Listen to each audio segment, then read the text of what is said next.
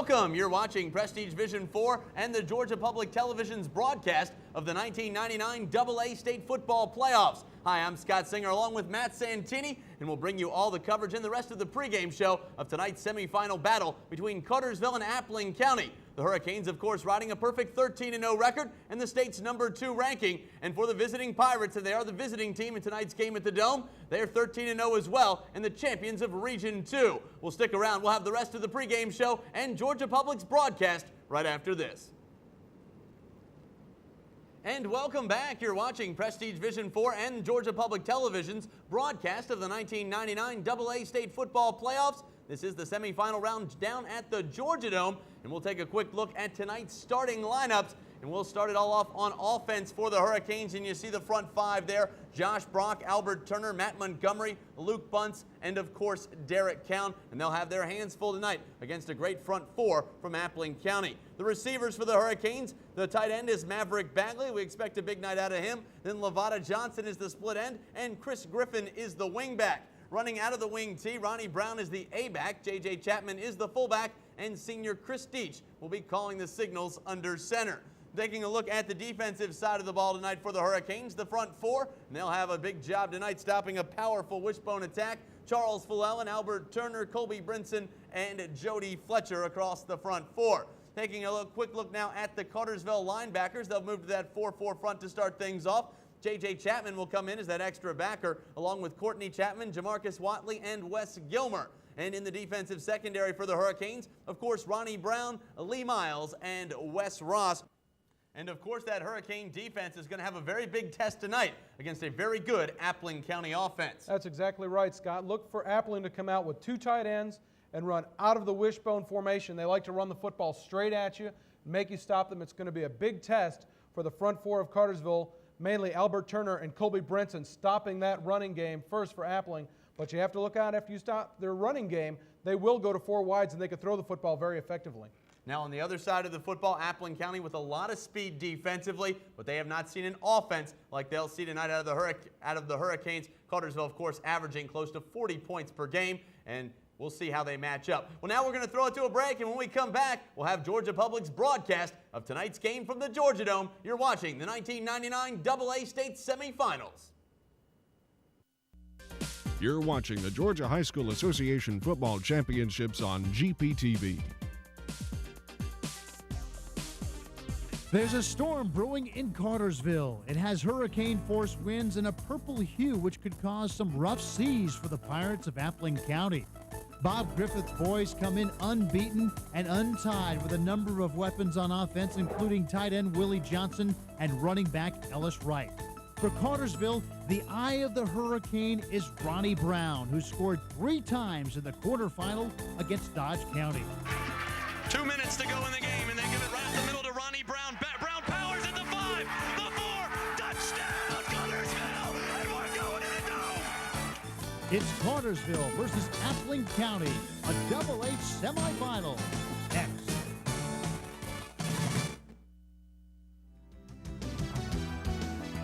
Georgia Public Television presents the Georgia High School Association Football Semifinals. Funding for this program is provided by Georgia Natural Gas Services, Burger King, Touchtone EMC, IBEW Local Union 613, South Trust Bank, and by Gatorade. It's a battle of unbeatens as Cartersville from Region 7 comes to the Dome to take on Appling County out of Region 2. Both teams are a perfect 13-0. Hello, everybody, and welcome to GPTV's live coverage of the AA semifinals from the Georgia Dome. Boy, what a game it's going to be between Appling County and Cartersville. 4 teams from AA are still alive, of course. Cartersville, Appling County, and of course the winner of today's game plays the winner of tomorrow's game between Hart County and Cedartown. Joining me in the booth for the AA games this afternoon is Coach Conley from Gainesville. Coach, welcome to the broadcast. Thank you. It's a pleasure to be here. We're excited. All right, we got these play-by-play teams standing by as we continue to move on live television.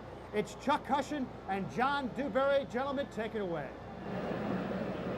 Good afternoon, everyone. Welcome to the first semifinal game in AA today as two teams from very diverse parts of the state go at it. Appling County from down in Baxley, Georgia. That's close to Vidalia. You know they do the onion thing down there. Great onions. Up in Cartersville, the very base of the Appalachian Mountains where the North Georgia hills start rolling upward. They've got a good football team. Appling County has a good football team. John Dewberry, both teams have excellent running backs. They really do have good running backs. Of course, Cartersville is going to feature Ronnie Brown. He's a tremendous back at 6'1" and 205 pounds. And all the big colleges are looking at him. He's narrowed it down to Clemson, Auburn, and Tennessee, I believe. And of course, on the other side of the ball, Reggie Jones. They'll be in the bone a lot of this afternoon as long as they can move the football. If they don't move the football against that Cartersville defense, they will break that bone and go to the passing game and put Reggie Jones back into the I position in the pro back. But they both have strong, very strong running games, spearheaded by those two young men. As you can see, Appling County wins a toss. They defer to the second half, so Cartersville will get the football first here. Here are your statistics for 1999. John, what about Cartersville? Well, there you see it's a pretty balanced attack for a high school team, and the fact they're 13-0, as you mentioned. They've rushed for over 3,200 yards, 45 touchdowns, over 1,700 yards passing. But they can throw the football. Chris Deach is their quarterback, and he can get it done if they got to go to the air. But the big play guy has been, as we mentioned, Ronald Brown, who has averages 10 yards per carry this season. The Appling County Pirates, you saw them a moment ago, white tops and white pants with the red helmets and red trim. You get a look at the purple Hurricanes of Cartersville. And Cartersville wearing the purple jerseys today, which makes sense. They're coming onto the field now with the gold helmets. And we're just about set for a great football game here today. Downstairs we'll go now, John Nelson. And John, I know it's fever pitch down there. Both teams here ready to play. Guys, you talked about fast running backs on a fast track. Come down here. Basically, when you look at this turf, it's like playing on a welcome mat on top of your driveway. And there were a lot of choices as to what kind of shoe to use. Do you use a normal kind of a cross trainer, or do you use a turf shoe? Turf shoes will weigh you down. So the Cartersville team got one night of practice last night at the Dalton Recreation Center as kind of a walkthrough to get adjusted to the turf, but they are going to be using cross trainers and your normal average everyday tennis shoe. Mine, of course, is size 13. There's another one if anybody wants an extra pair, guys. Just about. Okay, well, obviously, the way things are going to be working with these two running backs, Ronnie Brown's going to be a key. Also, the passing game with Cartersville, you got 5 receivers with a 20-yard average. Back up to you guys upstairs. Thank you very much, and we're just about set for the opening kickoff here. As we said earlier, Cartersville will get the football first. And they're deploying. That's Coach Bob Griffin. John, he's been here before.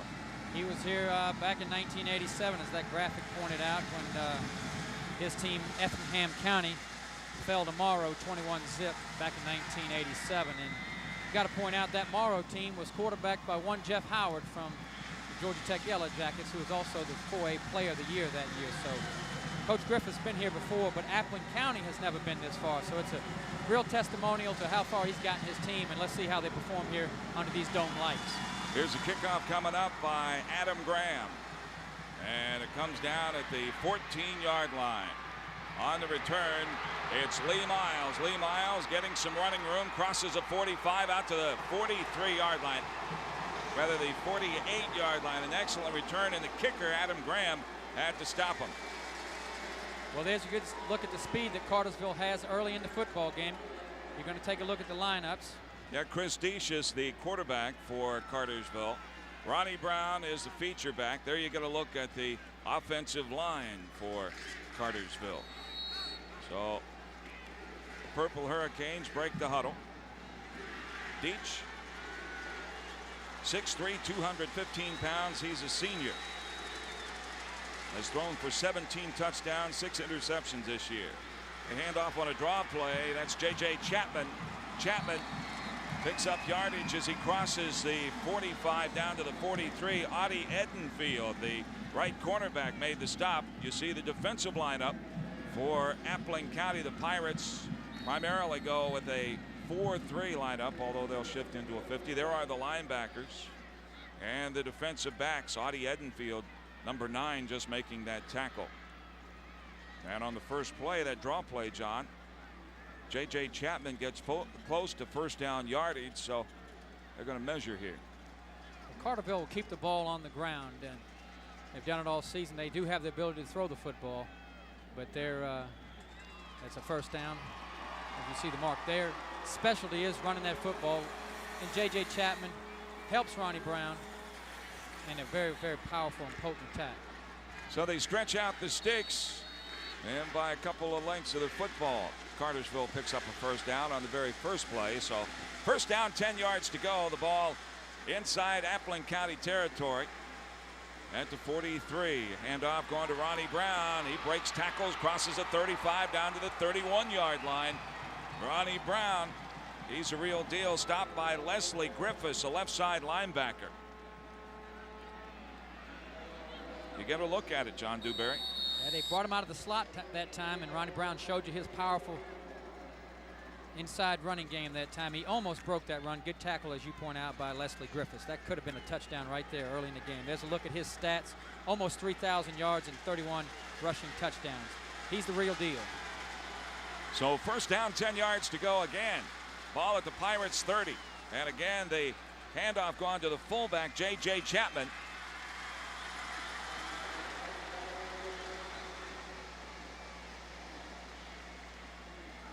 All right, here's the Appling County coach, Bob Griffith, now talking about his game plan for today.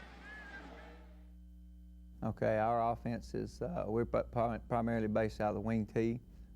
We got a good running back named Ronnie Brown that is our feature running back, and our quarterback can throw the ball pretty well. So we try to mix up the run and the pass with the wing T in different formations. Defensively, we base out of a 4-3.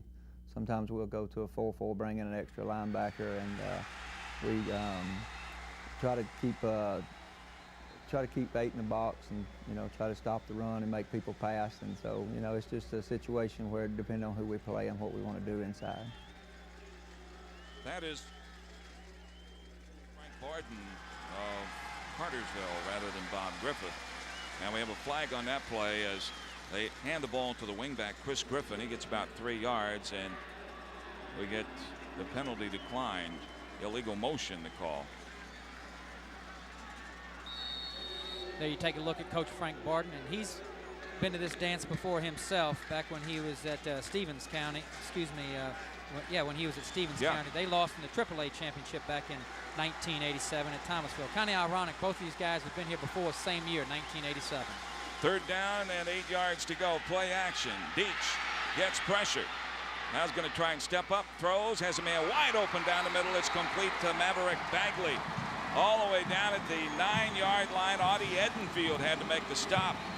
But Bagley was there wide open, and Chris Deach did a good job buying time for himself. Here it comes into your living room. Exactly what he does. He eludes the rush right here, breaks the tackle, buys time, looks downfield, and his receiver gets an open spot, and he finds his tight end for a big first down. Outstanding play that time by Chris Deach. He shows you why they do have a balanced attack if need be at Cartersville. So first down and goal to go. Ball at the 9-yard line. We have no score. We're just underway, as you can see, in the first quarter. AA semifinals. Handoff gone to Ronnie Brown. He crosses a 5 and gets maybe to the 4.5-yard line. We'll check forward progress. Left side linebacker Leslie Griffiths makes the stop for Appling County along with Matt McCoy. Matt McCoy, the leading tackler, with 150 tackles on the year. Last week against defending champ Carrollton, John, he had 17 tackles. And he is probably the best football player on their team. You'll see him, his motor runs all game long, both sides of the ball. He'll be on both sides of that ball defensively, making tackles. 3 yards for Ronnie Brown. Put it down at the 5-yard line. Second down, goal to go. Deach brings him to the line of scrimmage. Brown the lone setback, and they hand it off to Brown. Gone to the end zone. Touchdown. Ronnie Brown, the senior, scoring his 19th rushing touchdown of the season, and Cartersville is on top here 6-0. Well, Coach Griffith talked about it before the game. He was concerned whether they could stop that powerful running game behind Ronald Brown, and Cartersville, with the exception of the great play that time by Chris Deach, kept the ball on the ground and was able to score with 8:35 left in the first quarter. David Thompson on to try the point after. The holder is Deach. He gets it down there, and Thompson knocks it through. So with 8:35 remaining in quarter number one, Cartersville has gone on top of Appling County in the battle of the unbeatens here, 7-0. You get a good look at Ronnie Brown, 5-yard touchdown run. One pass in that series, John. Other than that, they ran the football. We'll get to watch the replay. Real simple play here. They're going to run a little trap. They send their guy in motion, try to get the linebackers to run out. They pop the trap up the middle to Ronnie Brown, and he cakewalk in the end zone, untouched. See, they'll send the guy in motion there, and then pop the trap right up the middle to Ronnie Brown. He walks in. Good call that time by Frank Beard. Take a look at the block there by the right guard, number 75.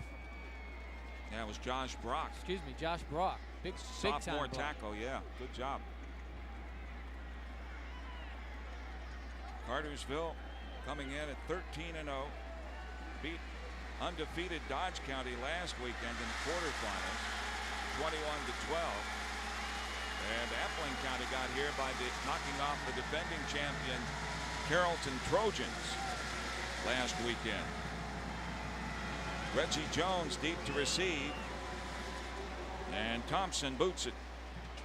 Coming down at the 10-yard line. And a kickoff return by Jones. Gets something going right up the middle and crosses a 40. Tackle on the play by Lavetta Johnson. So both teams get good kickoff returns on their opening drives, John. And Appling County will set up shop here. First down and 10 yards to go at their own 40-yard line. They took a look at the scoring drive there. It took 3 minutes and 26 seconds, 5 plays, 52 yards. 4 running plays and 1 fantastic scramble first down pass by Chris Deach to his big tight end and Ronald Brown for the 5-yard score. Wishbone set, and they hand it off in there to the fullback, Ken Sellers. He runs in the middle, doesn't find much room, gets out to about the 41-yard line. J.J. Chapman, one of the inside linebackers, makes the stop. Here's the offensive lineup now for Appling County. You see the quarterback is Derek Jones. Reggie Jones is the left halfback. Ken Sellers the fullback, and Ellis Wright is the fullback. There you got to look at the offensive line. It's a good one. Again, that wishbone set. And they hand to the second man through, and there's a fumble on the play, and it's still on the surface. See who came up with it. Boy, that was in between 2 Cartersville players. They didn't see it, John, and somebody from Appling County jumped on it. Well, I tell you, it's a classic mistake. Cartersville's James Chapman, I believe, tried to pick it up and run in for a touchdown. He should have recovered it, and I think that Appling County was very fortunate to recover their own fumble there. There you see the D-line for Cartersville. And the linebackers, they're good ones. Courtney Chapman, that right side cornerback, is a dandy for the Purple Hurricanes. Quarterback Derek Jones on 3rd down and 5 yards to go from his own 45-yard line. Play action. He is sacked in the backfield. Good play by J.J. Chapman, the inside linebacker, knifed through, and he tackles Derek Jones all the way back at the 38-yard line. Going to bring up a punting situation, John Dewberry. Well, there you see J.J. Chapman making up for that last play. I like a guy who bounces back quickly, and J.J. Chapman made a huge play there on 3rd down. It should give Cartersville, the Purple Hurricanes, outstanding field position as you take a look at Lee Miles back to receive that punt. Derek Tillman is the punter, standing at his own 24-yard line, averages 31 yards per punt, and he gets it out of there. It's a high floater. That's a knuckleball taken by Miles at the 34. He crosses the 35 out to about the 38-yard line. Rochester Jones stopped him. Let's go now to Appling County coach Bob Griffith. Here's his ideas on today's game plan against Cartersville. Well, of course, we've been wishbone for the majority of the year, and after watching our tapes, and we're not sure that we're going to be able to stay in the wishbone and just really run at them. We may have to throw the ball more than we have, but we have a lot of confidence in our throwing game, and we're certainly ready to throw it.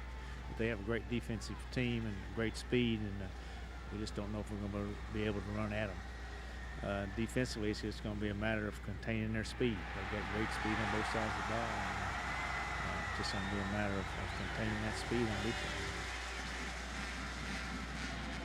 Chris Griffin on the carry, and he is knocked down behind the line of scrimmage by Travis Carter. Right now, Coach Griffith's Appling County Pirates trailing 7-0. Here's another look at it. Just a little cross action there as he hands it off to his left halfback, Chris Griffin. And this kid can motor, Chris Griffin. He could get loose this afternoon. That boy, he has a lot of speed. He's just a young guy, sophomore. Second down, 13 yards to go, and the handoff going to Ronnie Brown. Boy, he got hammered as he tries to run it left tackle. Travis Carter makes his second consecutive stop. Also there was Carlton Parker. He's got great speed for a rush defensive end too, John. He's got 4.9 speed, and he made a big play there. Well, you saw that defense that Coach Griffith was talking about. They've got to slow down the speed of the Cartersville running backs. And that time, Travis Carter and Carlton Parker shook hands in the backfield, the two defensive ends, for a 3-yard loss. Big play. As you can see, third down, 14. Cartersville with a lead. We play midway through the first quarter. Wide out to the bottom of your screen. Play action. Deach going to throw underneath, and the pass incomplete at midfield. That was intended for Lavada Johnson. He's a leading receiver. Audie Edenfield was there with the coverage for the Pirates, so it brings up fourth down in a punting situation.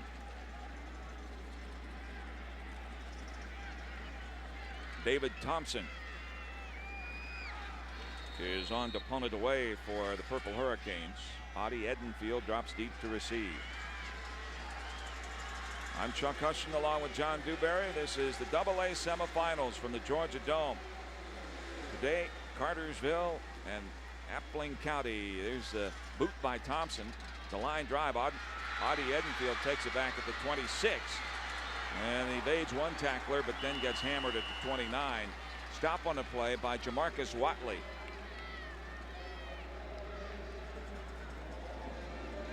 So Appling County will have the ball. First down and 10 yards to go. They mark it at the 30. That was a 38-yard punt by David Thompson.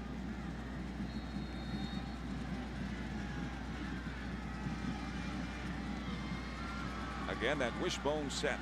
Now they will break the bone and run a spread offense. Counter play this time. And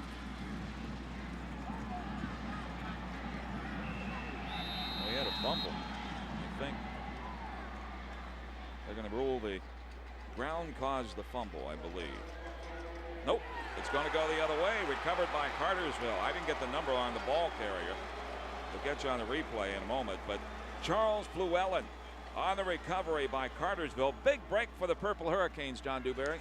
No question about it. That's exactly what Bob Griffin would not want to do. He wanted to make the Purple Hurricanes have to go a long way to score touchdowns. He's clearly still up. The ball is knocked out right there. It's a good call by the officials.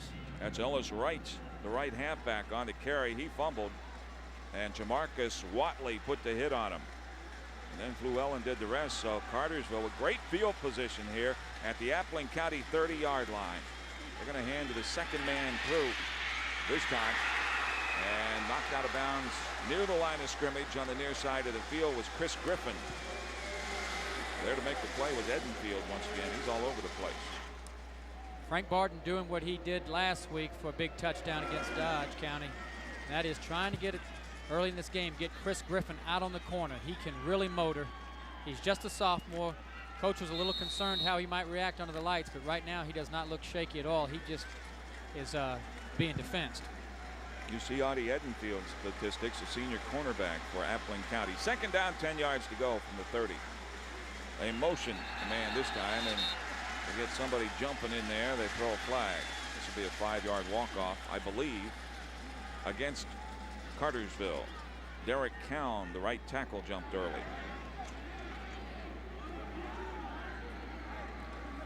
First time these guys playing the dome. It's a little dead ball. Procedure on the offense. Repeat. Second down. Sometimes the noise factor. Can't hear the cadence. There you go. Again, a good look at Coach Barton. He's been there at Cartersville now for 4 years. 32-13 record. Doing an outstanding job. He's got his team poised to get into the state championship. Yeah, he was 11-1 last year. Second down, 15 yards to go. Wing back in motion. Deach going to roll out, and down he goes at the 41-yard line. Chris Deach is sacked by Leslie Griffiths, the inside linebacker once again. You get a good look at Griffiths. And it's going to be third down and forever here. Third down, about 21. This was a design. There's Leslie Griffiths, 99 tackles on the year, 6 for losses. He's been very active early in the game. It's just a straight fake it in the middle of Ronald Brown, and it's a quarterback run. There's no receivers out on this play. I was a little surprised by that call, and he was also helped by Matt McCoy, as was Leslie Griffiths in on the tackle. Matt McCoy, as we mentioned, is probably the best football player on the Appling County football team altogether. You'll see him very active this afternoon with Leslie Griffith. Another wide receiver, Johnson, at the top of your screen. They're going to throw it his way, and a pass is complete to Levada Johnson. He's gone to the end zone. Touchdown. Just a flag route right down the sideline, and a nice pass by Chris Deach. Levada Johnson caught it at about the 20. He did the rest. He beat Gene Carter on the play. And just like that, Cartersville leading Appling County here 13-0.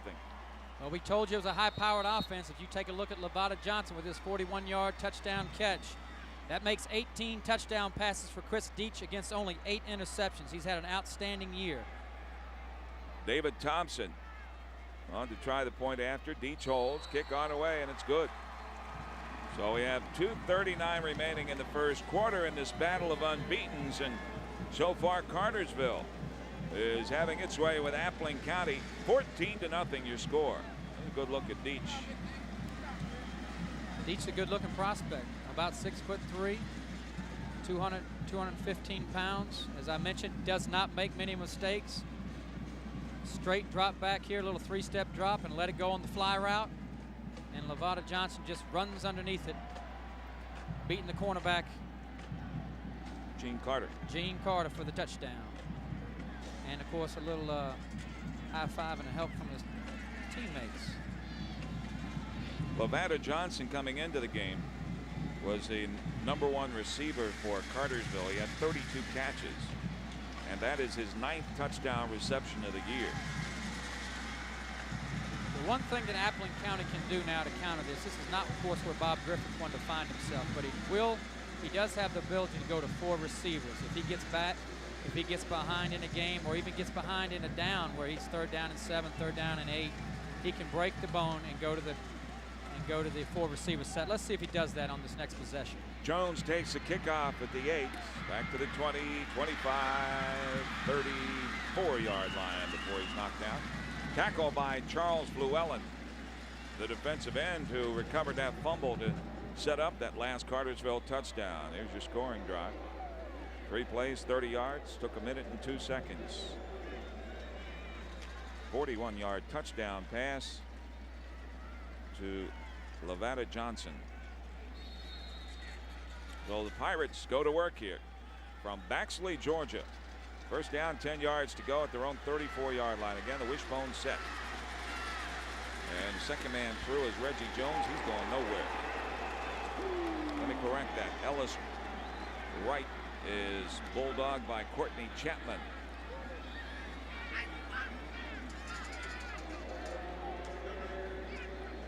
Watch it again. This may have been Brian Smith, excuse me. Straight power play. Handed to the 3rd back through. Look, that is Brian Smith, and he's manhandled by Courtney Chapman. If you take a look at his tackles, 104 tackles on the season. Second down, 11 yards to go. Play action. Jones rolls right, pass intercepted. Picked off by Courtney Chapman, and he takes it down to the 26-yard line. That's another turnover that goes Cartersville away, and the Purple Hurricanes knocking on the door here. First down and 10 yards to go. Derek Jones, the quarterback, got the tackle. Derek Jones, the quarterback, deserved the tackle. Not exactly sure what he was looking at there. He was on the scramble under a little bit of pressure. Derek Jones is a better player than that. He can really fling the football. He is a big kid and has got a good arm. He pulls up short, thinks he's in trouble. He has plenty of protection right here. And then I guess he just doesn't see Courtney Chapman, because of the lineman in front of him, and that could be extremely costly. Deach, first down 10 at the Appling 26. Quick pitch going to Ronnie Brown. Brown on his horse, and Chris Griffin on the carry is knocked out of bounds at about the 13-yard line. Rochester Jones made the stop. Just a straight toss sweep play, student body right. As I mentioned before, there's your pulling guard, big number 55, Albert Turner. And as I mentioned before, Chris Griffin just needs a little bit of grass out there, and he'll break one. And Frank Barden's trying to strike often and early with Chris Griffin. First down and 10 yards to go. The ball at the 13-yard line. Turnovers all in favor of Cartersville. They've scored 7 off one turnover, trying to convert this one into some points. And the handoff this time going to J.J. Chapman, the fullback. Takes it to about the 11-yard line where he's knocked down. Stop on a play by the nose guard, Jamie Beard. You see him, number 36. Let's go downstairs. Here's John Nelson.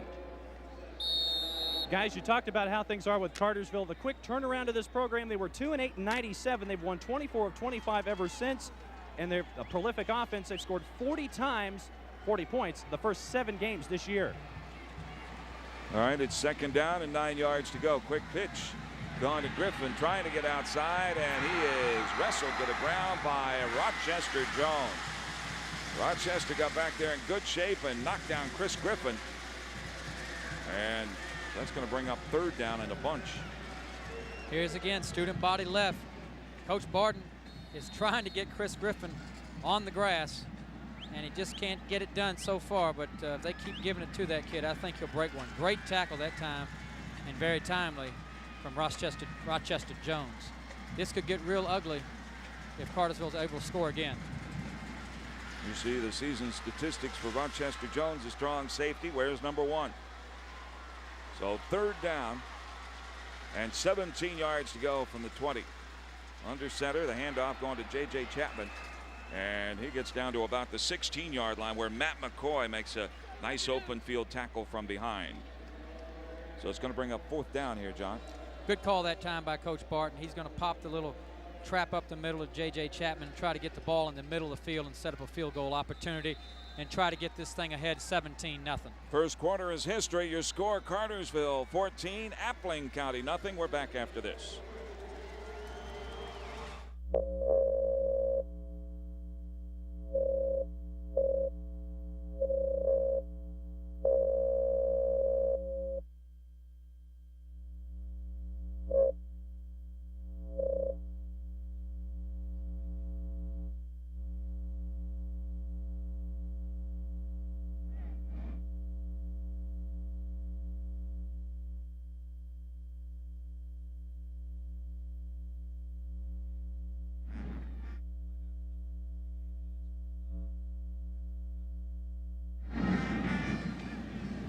I'm Chuck Huston along with John Dewberry, and we are at the Georgia Dome for the Class AA semifinals. 2 more games to follow this, John, the 3A and the Quad A. And boy, a lot of people making their way to the Dome. A lot of schools in here for the first time ever.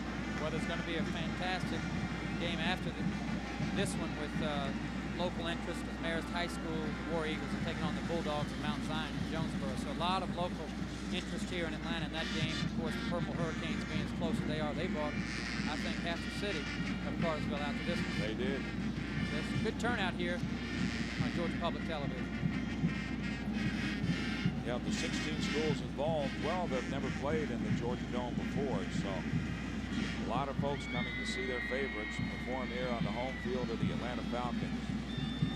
David Thompson is on to try the field goal here. Real critical play, in my opinion, at this juncture, Chuck. If Appling County can avoid the 3 points here, there should be a momentum change for them. If not, 17-0 down early in this football game is very, very difficult when you're facing, as Josh Nelson pointed out a minute ago, such a high-powered offense in Cartersville. Well, this will be a 33-yard attempt near the right hash mark. David Thompson is a senior, has kicked 3 field goals this season.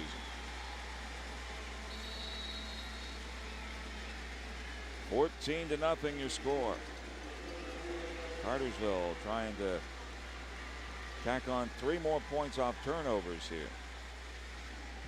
Thompson gets it away, and it's going to be wide to the right. Wide to the right, no good. Came close, John, but it's going to be first down and 10 yards to go at the 20-yard line for Adairsville, and they dodge a bullet there. You're exactly right. Coach Griffiths' big sigh of relief, and I would be interested to see when he's going to break the bone. He does go to 4 wide receivers, and his quarterback, despite that last interception, Derek Jones is a big kid and can throw the football. They elect to stay in the bone here, though. We're going to hand to the second man through. Out to the 25-yard line goes Lee Miles. Reggie Jones on the carry, Lee Miles on the stop, so a gain of 5 yards. Coach Griffith staying with a patient offense, and I think it's probably smart at this time. There you look at how Cartersville has dominated this football game early on, not only 14 points, but 109 yards. And a handoff this time going to the fullback, Ken Sellers. He gets about 3 yards to the 28-yard line. Tackled by Jamarcus Watley. Sellers on the year, 653 yards, 10 touchdowns. So it brings up a big third down play here for Appling County, John. They got to get something going on offense. They have yet to get a first down 11 minutes into the second quarter. Again, the wishbone set. And they hand to Jones once again. He picks up the first down as he gets it to the 32-yard line before Watley sends him the other way. So Reggie Jones, the left halfback, picks up the first down, and Appling County gets its first down of the game. They trail it here 14-0. Well, as we mentioned earlier, Ronnie Brown is the workhorse for the Cartersville Purple Hurricanes, and for the Pirates, it's Reggie Jones. And Coach Griffith is going to his best back behind his best offensive lineman on the right side of that line. First down. The center, Neil Redmond. Play action. Jones trying to keep it and get about 3 yards to the 35-yard line before he's knocked down. Courtney Chapman was there for Cartersville along with J.J. Chapman. So give him a gain of 2 to the 35. Second down, about 7.5 yards to go. Good job that time by the Cartersville defense. Derek Jones can be a very dangerous runner as well in the scramble, and they kept him bottled up and forced him to go back to the middle of the field and only pick up 3 yards. 2 tight ends, wishbone set, counter play coming up here, and they hand it to Ellis Wright. Wright gets back to the line of scrimmage and not much more. Jody Fletcher, a weak side defensive end, made the tackle. 6'3", 250, and a junior. So a big play coming up for the Pirates here on third down and a bunch. First down, they tried to throw the football and confuse him a little bit. Came back with a counter play on second down, but Cartersville is not fooled on either account. Big third down and 8 for the Appling County. They've got to get something moving. Now they spread the field. Play action. Jones rolls to the near side, and he's going to get knocked out of bounds for a 3-yard loss by Courtney Chapman. Courtney Chapman comes up and lays a wood to Derek Jones. He's knocked out of bounds at the 32, so it brings up fourth down and about 12 yards to go. Now you take a look at how inept the offense of Appling County has been thus far. 4 possessions, only 16 yards, and they've turned the ball over twice. And actually put the ball on the ground twice, and they recovered their own fumble. And of course, in the last possession, Derek Jones threw the interception that led to the missed field goal attempt. Here comes a punt by Derek Tillman. And we get the fair catch signal by Lee Miles. He takes it at the 36-yard line.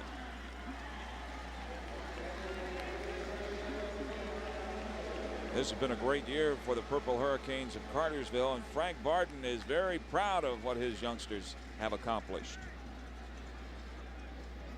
Team's done real well this year. I think that we're probably undersized a little bit. We got some pretty good athletes, but you know, we're real proud of them because of the heart.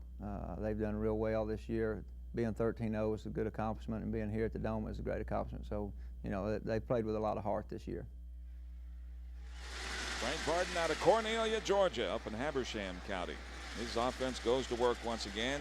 They give it off to Ronnie Brown. Ronnie Brown gets some running room, crosses a 50 and takes it down to the Appling County 46-yard line where Rochester Jones makes a stop.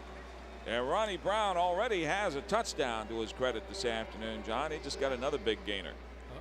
He shows you on just a little counter play inside, tough running, while he's one of the best backs in the South. Makes guys miss and then carries 2 or 3 guys 4 or 5 yards of extra yards. And there you can see Matt McCoy piling on, and it took Matt McCoy to bring him down. All right, put the ball down at the 46-yard line where it's first down and 10 yards to go. And they hand it off in there to J.J. Chapman. Dive play to the fullback, and he crosses a 40 down to the 36-yard line. Rochester Jones, a strong safety, combining with Audie Edenfield to make the stop. And J.J. Chapman, John, on that dive play, picks up about 9 yards. And when you're strong safety and your cornerbacks are making all the tackles, that is not good. That is not a good sign at all, as we pointed out. They have a tremendous ground game. It's not just Ronnie Brown, it's J.J. Chapman as well, and that tells you how good that offensive line is. There you see the stats. They're pretty even. 80 yards rushing, 60 yards passing. A great balance. 2 touchdowns, 1 apiece. Second down and 1 yard to go, and they hand it off in there to Ronnie Brown. Ronnie gets close to first down territory. I believe he has it by about a half yard. Rochester Jones makes his 3rd consecutive stop along with Leslie Griffiths, the left side linebacker. They mark it right at the Appling County 35-yard line. So first down and 10 yards to go. Purple Hurricanes already lead it 14-zip, trying to score some more here as we play about midway through the second quarter. Now you take a good look at that Appling County front defensive line. It's a pretty good one, but right now Ronnie Brown and J.J. Chapman are finding holes in that defense. They've really got their backs against the wall. Down 14-0 with 7:40 left in the second quarter. Lavada Johnson splits to the top of your screen. Split backs in the backfield. And a counter play. This is Chris Griffin. Griffin gets it down to the 33-yard line where Leslie Griffiths makes a stop. It'll be a gain of about 2 yards. Second down and 8 yards to go for Cartersville. Leslie Griffiths and Matt McCoy are 2 very active outside linebackers and making a lot of plays, which, as you pointed out, you'd like to see some of your defensive linemen making more plays. But they're 2 very good outside linebackers. You're going to see a lot of them, and you might see them after high school. Junior Matt Montgomery over the football for Cartersville. On second down, 8.5 yards to go from the 33. Deach under center, and we get somebody jumping early. I believe it was Derek Cowan, the right tackle, who went a count early. So this will back him up. You get the signal from the referee. Dead ball, procedure on the offense. 5-yard walk-off will put the ball back at the 39-yard line. It's going to be second down and 14 yards to go. Frank Barton out talking to his offense. He came from Pickens County, where he was head coach, and as you pointed out earlier, John, prior to that, Stevens County, where he was an assistant under Rodney Walker. Walker's now at Peach County High School. He's done a great job down there.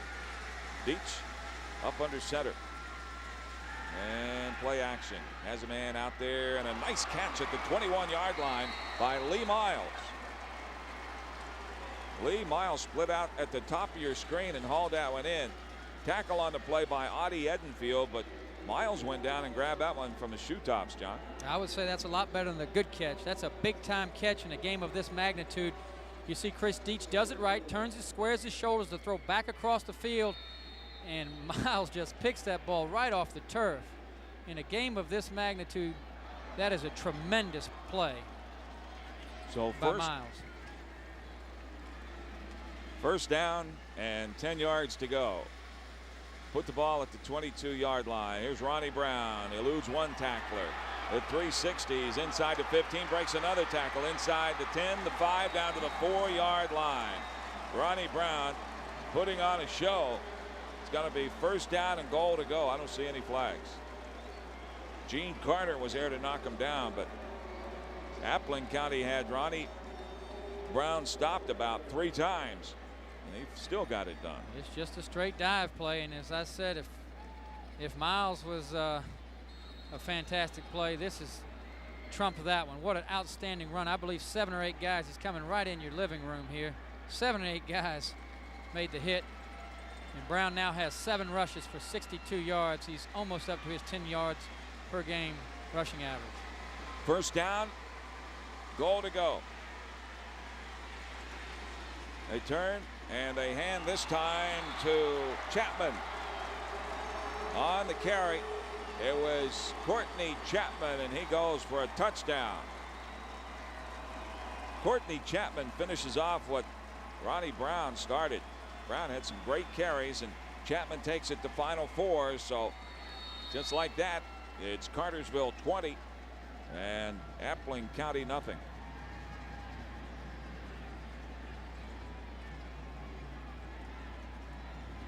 This is David Thompson out of the hole of Deach, and he gets it through. So Thompson, a perfect 3 for 3 on extra points. And Cartersville now leads Appling County by a 21-0 score.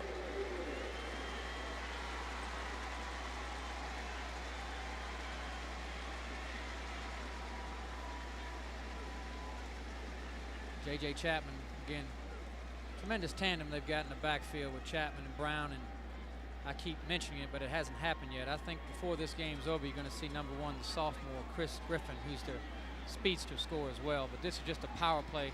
Good block by big number 4 that time, J.J. Chapman, to spring Courtney Chapman. So there you have it. If you're going to have a good running attack, you got to have unselfish guys who not only carry the football well, but who make big blocks. And that time, J.J. Chapman led the way for Courtney Chapman. Touchdown, 21-0. Appling County finds themselves in a very precarious position. Normally, when a Wishbone team, though, gets behind, you're in big trouble. But this team can run a spread offense. They've done it before. They're used to throwing the football, and that's what they're going to have to go to. Kickoff comes down to Reggie Jones at about the 7. Back to the 20, to the 30, 35. Reggie Jones out to the 41-yard line. Tackle on the play by Levada Johnson of Cartersville. And good field position here for the Pirates. First down and 10 yards to go. They'll mark it at the 41. You see the scoring drive for Cartersville. 63 yards on 6 plays, ate up 3 minutes, 40 seconds on the clock. We have 5:39 remaining in the second quarter, and Cartersville way out in front here, 21-0. Shotgun formation, 2 setbacks, single wideouts. Here's Jones stepping up in the pocket, the quarterback draw, and he gets upended and fumbles a football. I believe he was down, though. Tackle on the play by free safety Lee Miles. Let's go downstairs, and once again, here's John Nelson. Now, to follow up on the point that you guys were talking about possibly going to 4 wides for Appling County. What the Purple Hurricanes do is they run a base 4-4. And with those 4 wides out on that one wing, they're going to be looking for a mismatch with a linebacker up against one of their speedier receivers. And this time on the draw play, they hand it to Ellis. Ellis Wright crosses the 40 down to the 39-yard line. Ronnie Brown, the strong safety, made the stop. That's another first down for Appling County. They're starting to feel good about themselves now. Maybe get over those early jitters here in the dome. Watch this one. Well, here they just spread the offense and go to the running game. And when you're playing against what I think is a better football team, and that is Cartersville, you need to spread the offense and get your athletes on their athletes. Out of the shotgun, Jones fires, and that pass was almost picked off by one of the defensive linemen in the middle. That was Colby Brinson. Number 54 almost picked that one off. That was a middle screen to the tight end, John. There you take a look at Derek Jones. If Appling County is going to have success today and get back in this football game, he's going to have to do it. He and Reggie Jones, the tailback. They've got to make some big plays, individual big plays. By spreading the offense, you get that opportunity. Second down, 10 yards to go. Ball at the 39-yard line. Again, the shotgun package with 2 setbacks. Straight drop by Jones. Fires, and the pass is off the fingertips of Thomas Goethe. So it's going to bring up 3rd down and 10 yards to go. Colby Brinson had the coverage.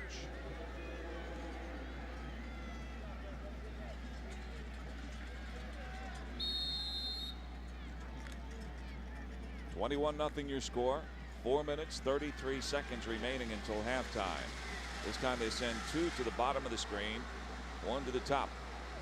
And they hand on a draw play to Ellis Wright, and Cartersville not fooled at all. The nose man was there, Charles Fluellen. Colby Brinson Both filled that hole very nicely, and it brings up 4th down and 10 yards to go. No gain on the play.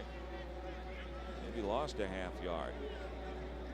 And looks like Appling County is going to punt it.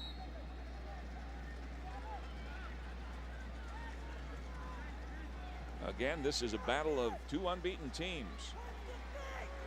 Both come in at 13-0. Thus far, it's been all Cartersville. Lee Miles drops deep to receive the punt. He stands at the 10-yard line. There's a fake, but a bad snap off the fake. And down at the 41-yard line goes Audie Edenfield. They took the direct snap, but the snap was bobbled, and Edenfield was knocked down for no gain. Jamarcus Watley made the tackle for Cartersville. It's going to be 1st down and 10 yards to go for the Purple Hurricanes. Hey, you take a look at it. The snap was just a little hard and a little high, I believe. Actually, it was a pretty good snap. Yeah, just a little chest. A little hard. And I like to call. Bob Griffith is here. He's got to get to the state championship. He's down 21-0. What do you got to lose? Just not executed. This time Cartersville sends wide outs to either side. 1 running back. And that's Griffin. He gets a football. There he goes. 50, 45, 40, 35. Out of bounds at the 24-yard line. Rochester Jones had to make the stop on Chris Griffin. But, John, you've been talking about it the entire game. This kid has lightning quickness, and he displayed it there. Watch it again. It's really fun to see these kind of guys make plays. He had nothing doing in the backfield, broke it out to the outside, and just split those 2 defenders, and it was a foot race. Good thing for Rochester Jones. He had a great angle, or otherwise I believe Griffin in a foot race would probably win that one. So they mark it at the 23-yard line of Appling County. 1st down and 10 yards to go for the Purple Hurricanes. They're going to motion a man. That's Brown. He gets a football this time, and he gets knocked down after a 1-yard gain by Daniel Williams, a defensive tackle. That time they were able to hem up Ronnie Brown. And it's a gain of 1 yard, 2nd down, and 9 yards to go. He's over 10 yards per carry now, John, at about what? That's 10.2. Just 1 yard shy of 100. He's only a sophomore. He's got good years ahead of him. Chris Griffin's only a sophomore.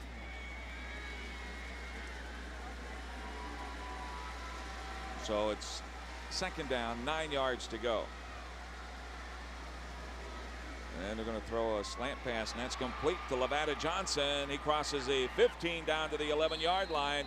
Another 1st down for the Purple Hurricanes.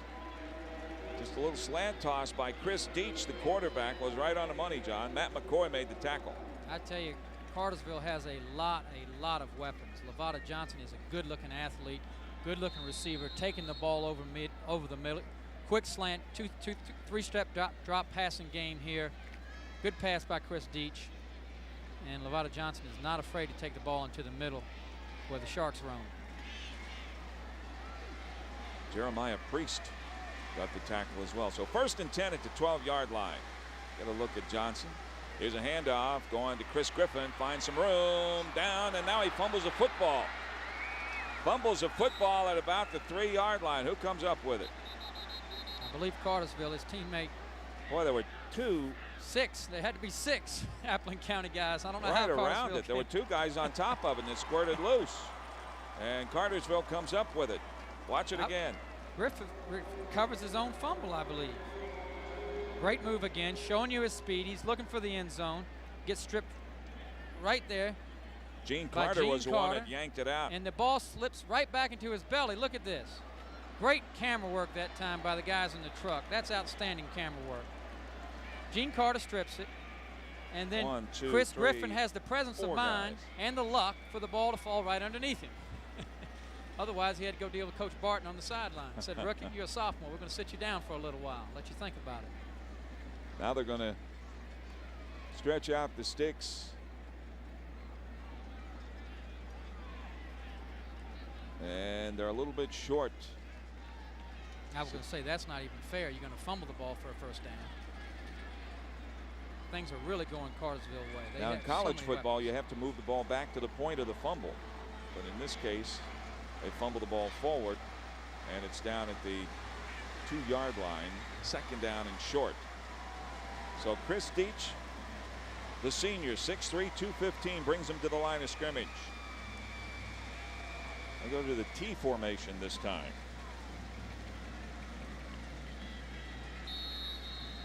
The fullback is Ronnie Brown. And the two Chapmans, Courtney and JJ. Courtney gets it, then he gets hit in the backfield. Good play that time by the Pirates as Matt McCoy fired through there. That outside linebacker made a nice stop on Courtney Chapman. That lost a couple of yards, John. So it's 3rd down and about 3. Just a power T play, and Matt McCoy says, not here, not this time. That's an outstanding football play by Matt McCoy. Gets the penetration and makes the tackle. 3rd down, about 2.5 yards to go. You got a good look at McCoy and his season statistics. Again, the T formation. Deach steps under center. They have 2 tight ends. And they hand it off to Chapman. Chapman he fumbled the football again. I didn't see the beanbag. David Crosby comes up with a football, and it's a fumble. So they didn't get the first one, but they come up with a second one. Here's a handoff to Chapman. He never got the handoff. Exactly right. They go to the same play. This time Matt McCoy, you see him at the bottom. He gets in the backfield again and creates some penetration while they were bobbling the football. So give Matt McCoy credit as well again before his teammate Crosby recovered the fumble. So things like that will happen on AstroTurf. Kids are not used to playing. The ball bounces funny. Handoff going to Ken Sellers, the fullback. And he crosses a 5 out to about the 7-yard line. Tackle on the play by J.J. Chapman, the inside linebacker. Cartersville has about 4 players that play a lot and go both ways. Gain of 3 yards on the play. Mark it at the 8. 2nd down and 7 yards to go. You see the score. All Cartersville were getting very late here in the 2nd quarter. Handoff to Reggie Jones, the 2nd man through. He runs at right tackle, and Wes Ross, the cornerback, came up to make the play. Appling County and Coach Griffith's team keeps hanging on by their fingernails here with only 10 seconds left in the quarter. They could easily be down 31-0. They're only down 21-0 due to a missed field goal by Cartersville and of course the fumble there. So they still have a chance to come back, regroup at halftime, come back out in the 2nd half and put some offense together. Yeah, it's been all Cartersville in this battle of the unbeatens here in the 1st half as they lead it 21-0. You see the score. Purple Hurricanes just dominating from the opening drive. And Appling County hampered by some turnovers, but they caught a break early, or rather late in the 1st half when they got that fumble recovery. Let's go to John Nelson now downstairs. Thanks, guys, here with Frank Barton. Things were going your way early 1st half. Well, you know, we got out and got some breaks, and we pretty good defense. Offensively took the first drive down and scored. You know, we executed well. They made some adjustments, and we had to come over and make some. So, you know, it's just a game now of, you know, it's pretty warm in here, so it's going to be can hang on for 4 quarters. And with the running game, you would get 1 yard, 4 yard, 5 yards, then you'd get 17, 18, 35. Right, well, that's the way it's been for us. I mean, we got 3 good backs that can run, and then, you know, when we have to, we can throw it out there to number 6 a little bit. So, you know, I feel like that we played pretty good the 1st half. We just got to go in and get juiced up and play the 2nd half. Thanks, Coach. Up by 21 here at the break. Let's send it back upstairs. That's it, 21-0 Cartersville leading Appling County, and we'll come back after this break. You're watching GPTV. You're watching the Georgia High School Association Football Championships on GPTV.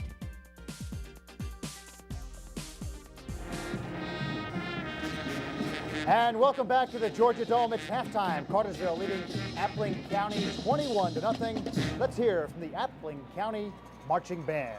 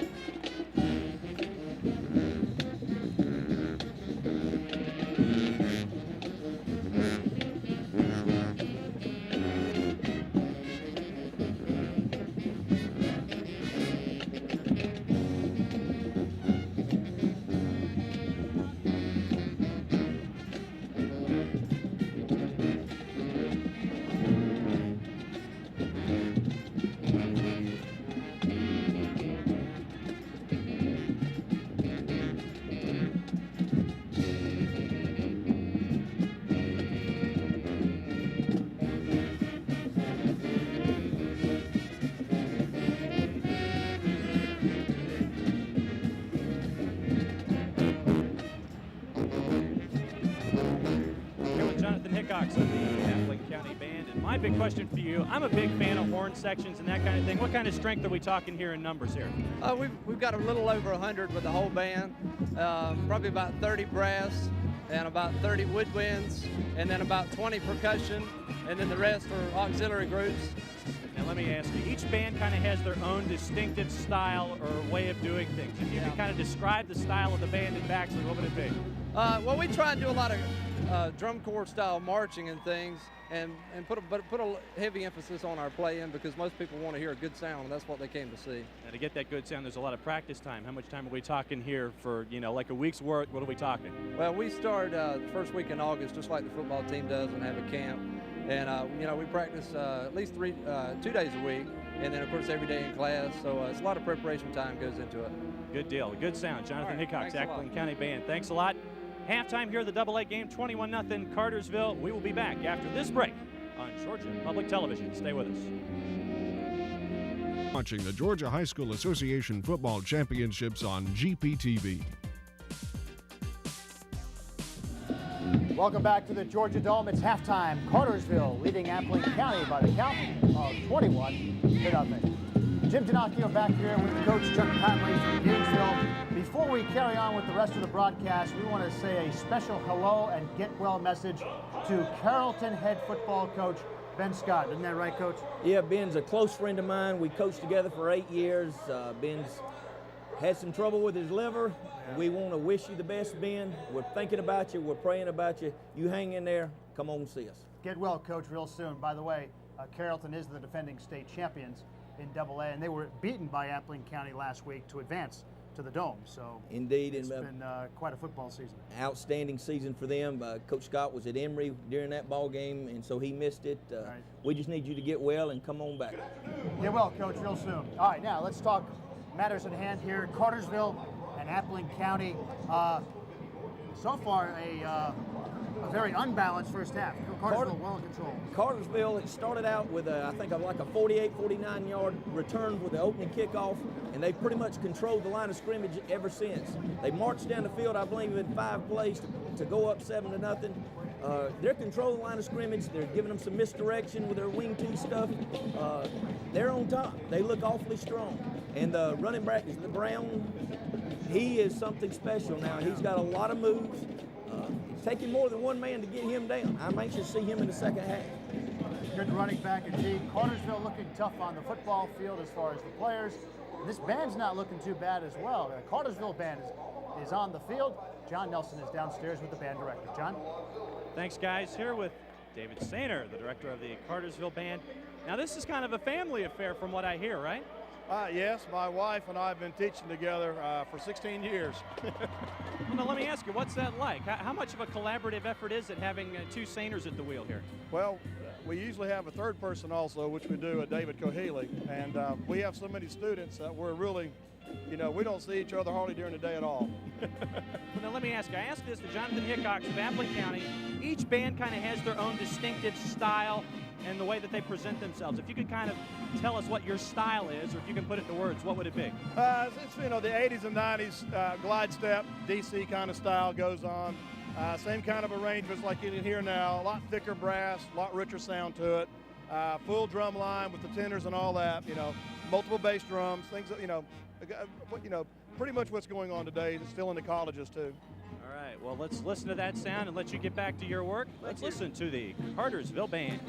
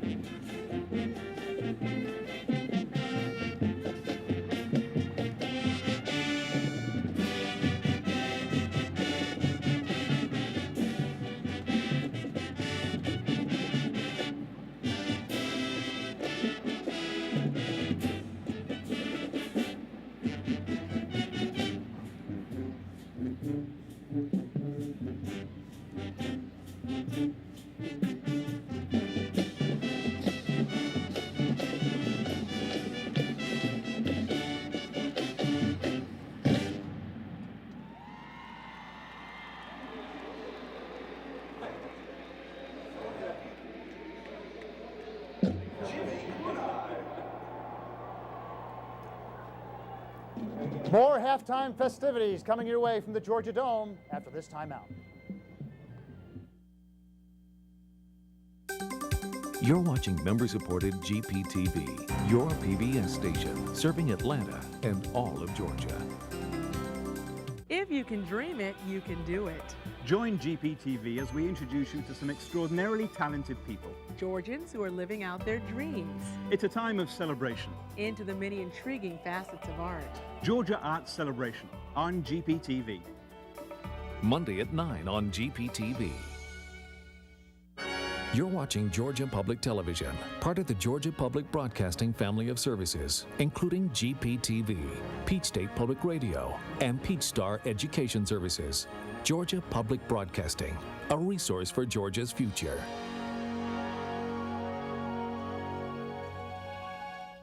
Do you take sugar gas, Guy? Oh, yes, please. It's a really nice stove. You know, natural gas, it's an amazing thing. You just turn that knob and out comes the gas. Uh-huh. A reliable gas company is essential, actually. Anything less would jeopardize your reputation as a hostess. Your guests would think faux pas. They wouldn't say it, but they'd think it. If Georgia Natural Gas is your choice, mention GPTV and we'll donate $10 to Georgia Public Television. Georgia Natural Gas, a sister company of Atlanta Gaslight. Hello, I'm Michael Evans. On behalf of your Burger King franchisees across Georgia, I'd like to congratulate the student athletes involved with these championships. Burger King is proud of our partnership with GPTV and our commitment to providing over 6 million tickets to the GHSA and 295 of its member schools. You're watching member-supported GPTV, your PBS station, serving Atlanta and all of Georgia. GPTV, bringing you the best. You're watching the Georgia High School Association Football Championships on GPTV. And welcome back to the Georgia Dome. It's halftime as Cartersville leads 21-0 over Appling County. We're going to go back downstairs in the Cartersville Marching Band.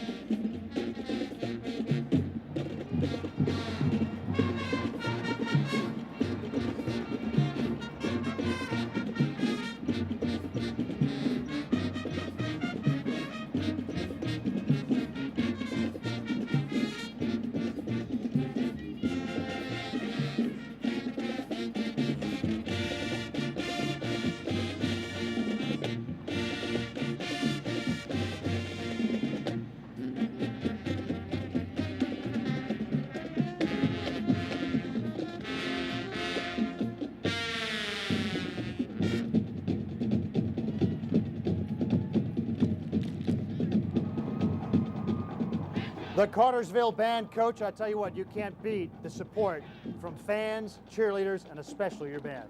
I agree. You know, it's a terrific climate out there. The whole community is involved. It's a wonderful experience for all of them. The fans, the families, the band, everybody gets to play a part of it. It sure is. The first half has been a wonderful experience for Cartersville. These highlights Indeed. will prove it to you as we have them here for you right here. Watch these hands. He reaches out. What concentration. You know, you don't see that often in a high school kid. That's an outstanding job. Good throw, good catch. All right, and now this is Ronnie Brown, and boy, I tell you, he's having quite a game as he sets up another touchdown. And a terrific run there. Now, he does some of this on his own. That's outstanding athleticism there. Somebody's got to be looking at him at the next level. Gotta like the way he spins and does those 360s. Oh, and then Courtney good. Chapman puts the cork on it right here. Cartersville with the 21-0 lead. Outstanding. The Chapman kid is more hard-nosed, less finesse, and he's just running at you and over you. And of course, Cartersville or Appling County will advance to the championship game to play the winner of tomorrow's game, which features Hart County and Cedartown. So a lot of football still to go right here from the Georgia Dome. Coach, what is Bob Griffith telling his Pirates in the locker room? Griff has got to be obviously concerned defensively. Going in this ball game, they felt like they had to control the perimeter. They had to turn the stuff back inside out of their 50 scheme. They've been able to turn it back inside, but they're blocking. Cartersville's doing such a good job up front at the point of attack that it isn't making a whole lot of difference. Right. Griff's got to be concerned defensively. He's going to have to start bringing a safety up, giving more of a 5-3 look, getting some more pressure up front to stop the running attack. But that's going to open up something in the secondary. I don't know. It's going to be a close one. We'll see. The second half kickoff is coming your way in just a moment from now. Chuck Hushin and John Dewberry are standing by. We'll be back with the second half kickoff after these messages and a word from GPTV. You're watching member-supported GPTV, your PBS station, serving Atlanta and all of Georgia. Funding for the broadcast of the Georgia High School Association Championships is provided by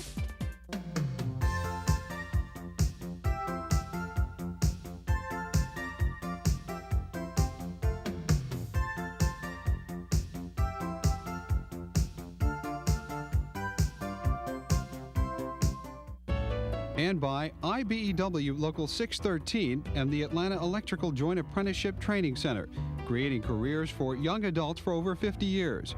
Local 613 members salute the accomplishments of all students. What a way to start the day. The economy's up. Taxes are down. My horoscope? Tall, dark, and handsome. Hello. Build here, Chief. Can you say bonus? Can you say convertible? The Atlanta Journal-Constitution. You'll know when you read the paper. I can't wait until tomorrow.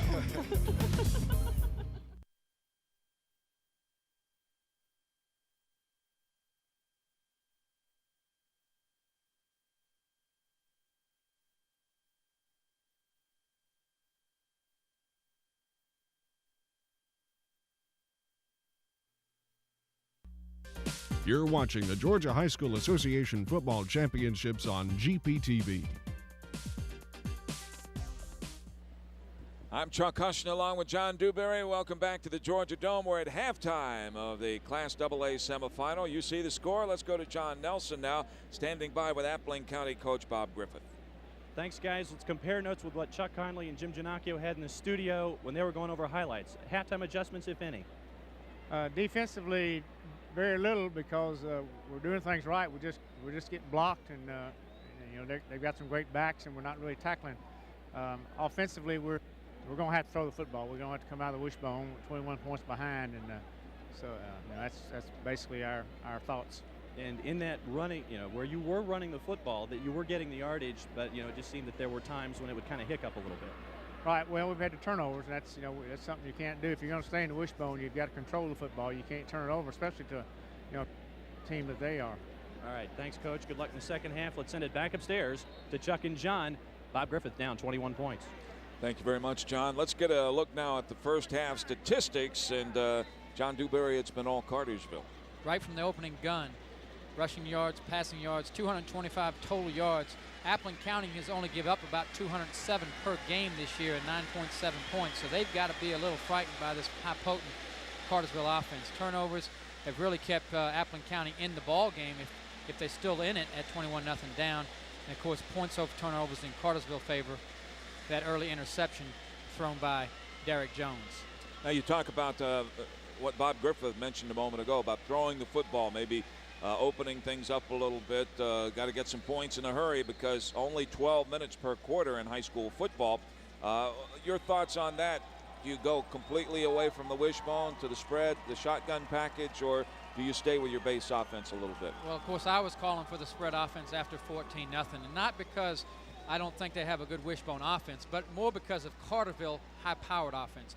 They would have 31 points now if they didn't miss a field goal and didn't fumble the football inside the 5-yard line of Appling County. So I think that Appling County definitely needs to break the bone, as they're going to do now. They probably should have done it a little earlier, but credit Coach Griffith. He knows exactly what he wants to do with his team, and he knows his personnel very, very well. The winner of this game will go against the winner of tomorrow's game. That's Cedartown from Northwest Georgia. and the Hart County Bulldogs, and they hail from northeast Georgia, way up near South Carolina. That should be a good matchup as well. 2 more games to come to go today from the Georgia Dome, the 3A semifinal game and then the Quad A semifinal game. So we've got plenty of football left. If you're just getting off work, come on by, because this is going to be exciting football all day long. Dropping deep to receive is Jones, and the kickoff comes down at about the 16-yard line. Reggie Jones crosses the 30 out to about the 37-yard line where he's knocked down. Stop on a play by Mike Price, a backup offensive lineman. So Reggie Jones gives his team pretty good field position. Appling County with the football. You remember they won the toss, deferred to the second half. They trail it 21-0. And if Appling County is going to get back in this football game, they're going to do it behind the 2 Joneses. Derek Jones, the quarterback, and of course Reggie Jones, the little running back. He's only 165 pounds, stands 5'10", but he showed you there what a tough runner he is. 3 down linemen, now 4 for Cartersville here. 1 running back, that's Reggie Jones. And a handoff going to Ellis Wright. He runs at left tackle and gets out across the 40 to about the 43-yard line where he's knocked down by J.J. Chapman. Ellis Wright, 5'10", 170, and a junior. He's got some speed, John. He does, and there you go. There you see it there when they break the bone and they give it to the 1-back set. You got what's called a tray blocking where the guard and the tackle pull, and they both get good blocks. It just opens up a good hole, and a great tackle that time by Chapman to save even a longer gainer. Excellent block by Michael Vaughn. There's a shotgun package, and they throw it underneath to Wright, and he gets hit 2 or 3 times after a gain of about 6 or 7. Wes Ross, the cornerback, came up to make the stop on Ellis Wright, and that is the first completion of the day for Derek Jones. Well, there you have what I was talking about earlier in the first half, and that is let's put athlete on athlete if Appling County is going to get back in this football game. Give your skill positions a chance to make some people miss tackles in the open field for long gainers and get some momentum back on your side of the ball. On 3rd down, the handoff going to Wright once again. He gets out near midfield, breaking tackles as he goes, takes it to the 48-yard line, and Appling County has a 1st down. And they're inside Cartersville territory at the 48-yard line. Ellis Wright carrying the ball. Lavada Johnson had the stop along with Ronnie Brown. Ellis Wright's looking to be the workhorse right now. They typically give the ball to Reggie Jones, but they're going to the other halfback as they've gone to the bone. Since they've broke the bone, they're going to Ellis Wright. You see him breaking tackles, and there is running back. Actually, on running back is Ronald Brown, in his safety position, makes the tackle. There's a screen pass coming underneath. That's to Reggie Jones. He crosses the 45 down to about the 43-yard line where he's tackled by Lavada Johnson. They throw a screen underneath, and Reggie Jones picks up about 6 yards on the play. It's going to be 2nd down now, 4.5 yards to go. Again, a good call by Bob Griffith, Appling County's coach. That gives Reggie Jones a chance to make the tackle, make the guy miss, and pick up a big play. That time Lavada Johnson does bring him down. Twins to the top of your screen and 1 to the bottom. There's Ellis Wright. This time he's hitting the backfield, and down he goes. Jody Fletcher, weak side defensive end, fires in there and knocks down Ellis Wright. And it's going to bring up a big 3rd down play here for Appling County, John, as they trail at 21-0. There you take a look at it. Jody Fletcher just scrapes down the line of scrimmage and says, bang. Now the running Welcome back. to Cartersville. Yep, the running back missed a block on him. And Jody Fletcher took care of business. All right, here's the shotgun package now on 3rd down and 7 yards to go. Jones throws underneath, pass is complete to Corey Orban. He takes it down inside the 30 to the 26-yard line. Little Corey Orban, 5'8", 145 pounds, and a junior, his 5th catch of the year. And Lee Miles made the tackle. It's going to be 1st down for Appling County. The Pirates on the move. There you have it again. Spread the offense. Give guys a chance to make plays in the secondary. Derek Jones shows the arm he has. As you see Corey Orban, he picks up Corey Orban coming across on a little crossing route, about a 15-yard crossing route, and a big gain. Draw play, Ellis Wright carries out of the shotgun. He crosses the 15 down to the 14-yard line. Here comes Appling County. Lavada Johnson made the stop, but the Pirates are knocking on the door. This is exactly what I was calling for in the second quarter. Spread the offense and make plays in the secondary. Get your guys on the grass on the corners and then down in the secondary. If you can get a defensive back to make a missed tackle, it's a big gainer and a touchdown. First down, 10 yards to go, ball at the 13. Jones under center, hands on a drop play. Here's Wright at the 10. Breaks a tackle at the 5, down to the 1-yard line, inside the 1. Boy, Ellis Wright came very, very close for Appling County, but they are in business. First down, goal to go inside the 1. Jamarcus Watley made the tackle. Watch it, John Dewberry. Again, another one-back set. One-back set. They pull behind Rick Mitton, the big guard, and he makes a key block that springs Ellis Wright into the secondary. And, of course, as you point out there, Jamarcus Watley with a touchdown-saving tackle. Right now has 11 carries for 61 yards on this drive alone. First down, goal to go. Jones under center. And they hand it off to the fullback. Ken Sellers goes to the end zone, touchdown. Now the people from Baxley, Georgia have something to cheer about on the far side. Their team on the scoreboard here. Appling County trailing at 21-6. And Coach Bob Griffith walking back said, yeah, I knew we could do that. Well, I tell you, good shot of Bob Griffith there. He did an outstanding job. Give him credit. He went in at halftime and made some adjustments, took the opening kick and said, take that, Cartersville. We're not going home with back down home to Baxley without a fight. So Leslie Griffiths is on to try the point after.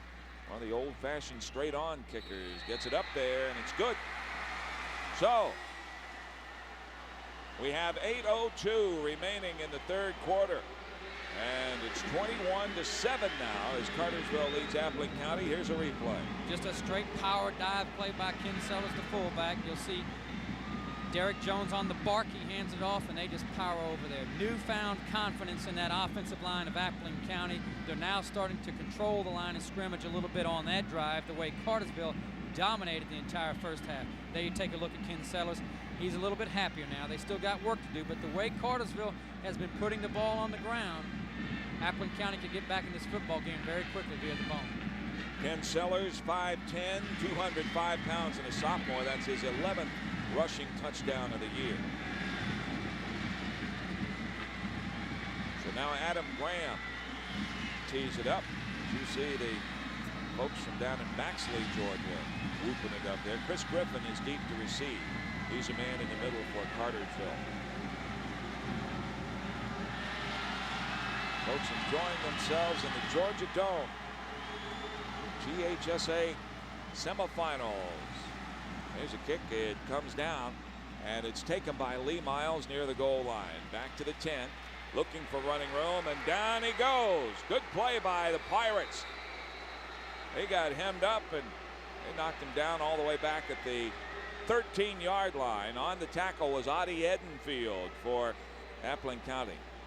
You see the scoring drive, 62 yards, 9 plays, took 3 minutes, 58 seconds, and Appling County gets back in the ball game.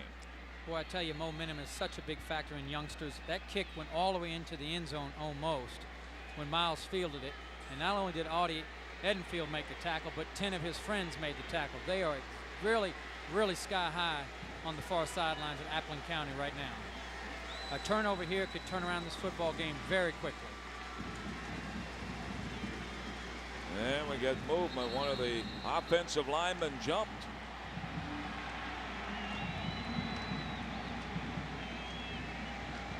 You see Matt Popham jumping early. Appling County's Bob Griffith had been at this for a long time, and he really loves coaching. Here's Bob. On the offense, first down. I'm very proud of it because this is our first year here, and we've, normally in a first-year situation, your seniors have some questions. A lot of times they're not really don't believe in your program, but our guys jumped right in and believed in us from day one, and we've just gotten better and better as the years gone on. And 5-yard walk-off, and they hand on a counter play to Lee Miles. He crosses the 10 out to the 11. Audie Edenfield, that cornerback, making yet another tackle.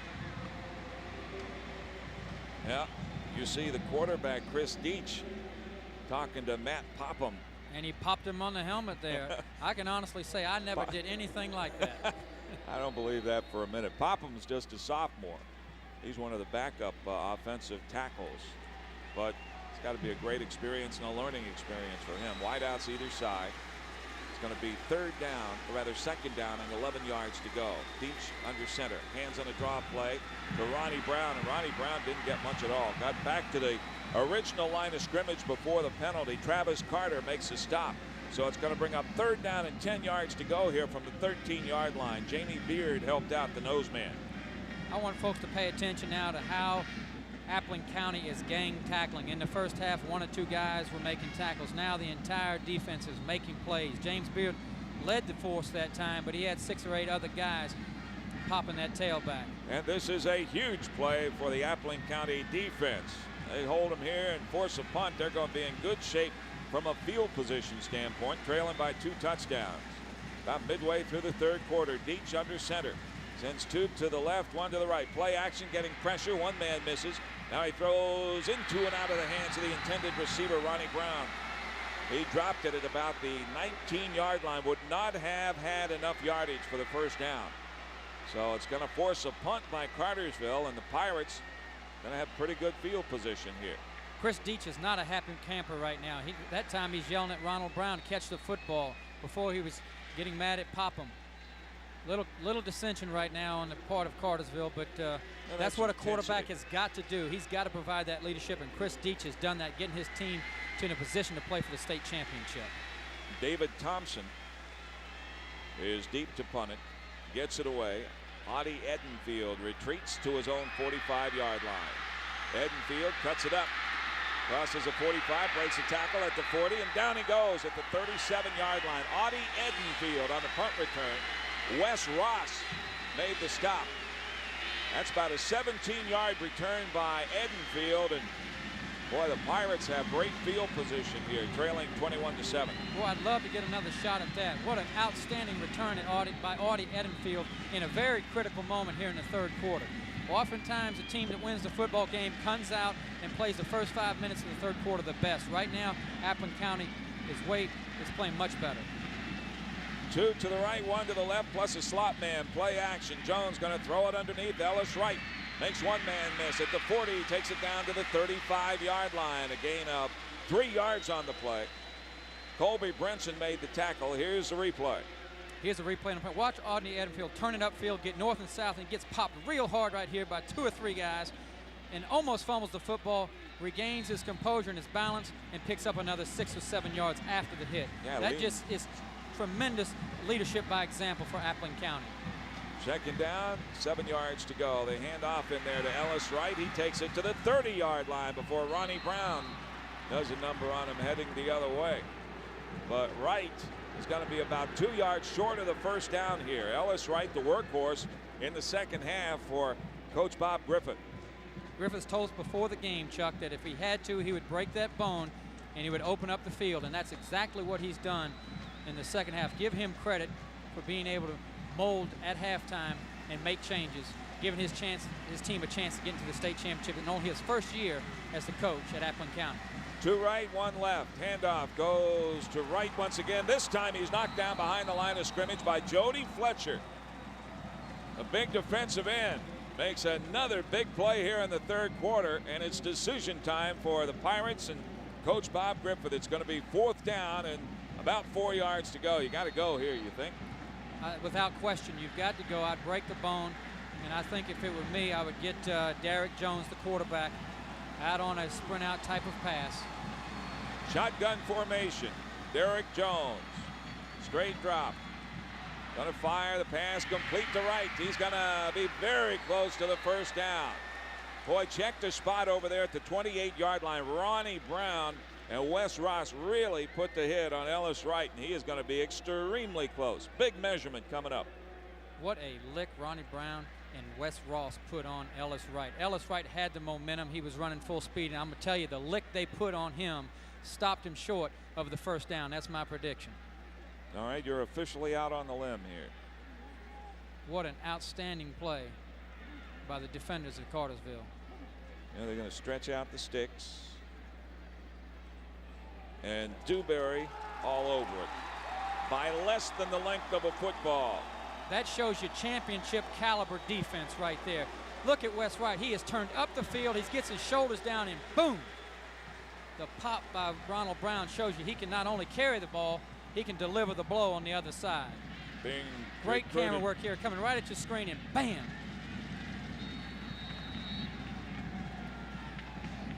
Bob Griffith is very, very hopeful. That was a key play by Cartersville. If they don't stop him right there, they're in for a barn burner. And they still could be. Let's see what happens here as Cartersville tries to approach getting their first down of the second half. 5 down linemen. They go to the 50 front and hand off to Ronald Brown. He makes a little move, breaks a tackle at the 40-yard line, still on his feet, 42-yard line. What an effort by Ronnie Brown. He takes it out across the 40 to the 43-yard line. That's a first down for Cartersville. Well, I told you at the opening bell that Ronald Brown was the real deal. He breaks the tackle and breaks the tackle. Finally, Carlton Parker brings him down. You're going to see him here.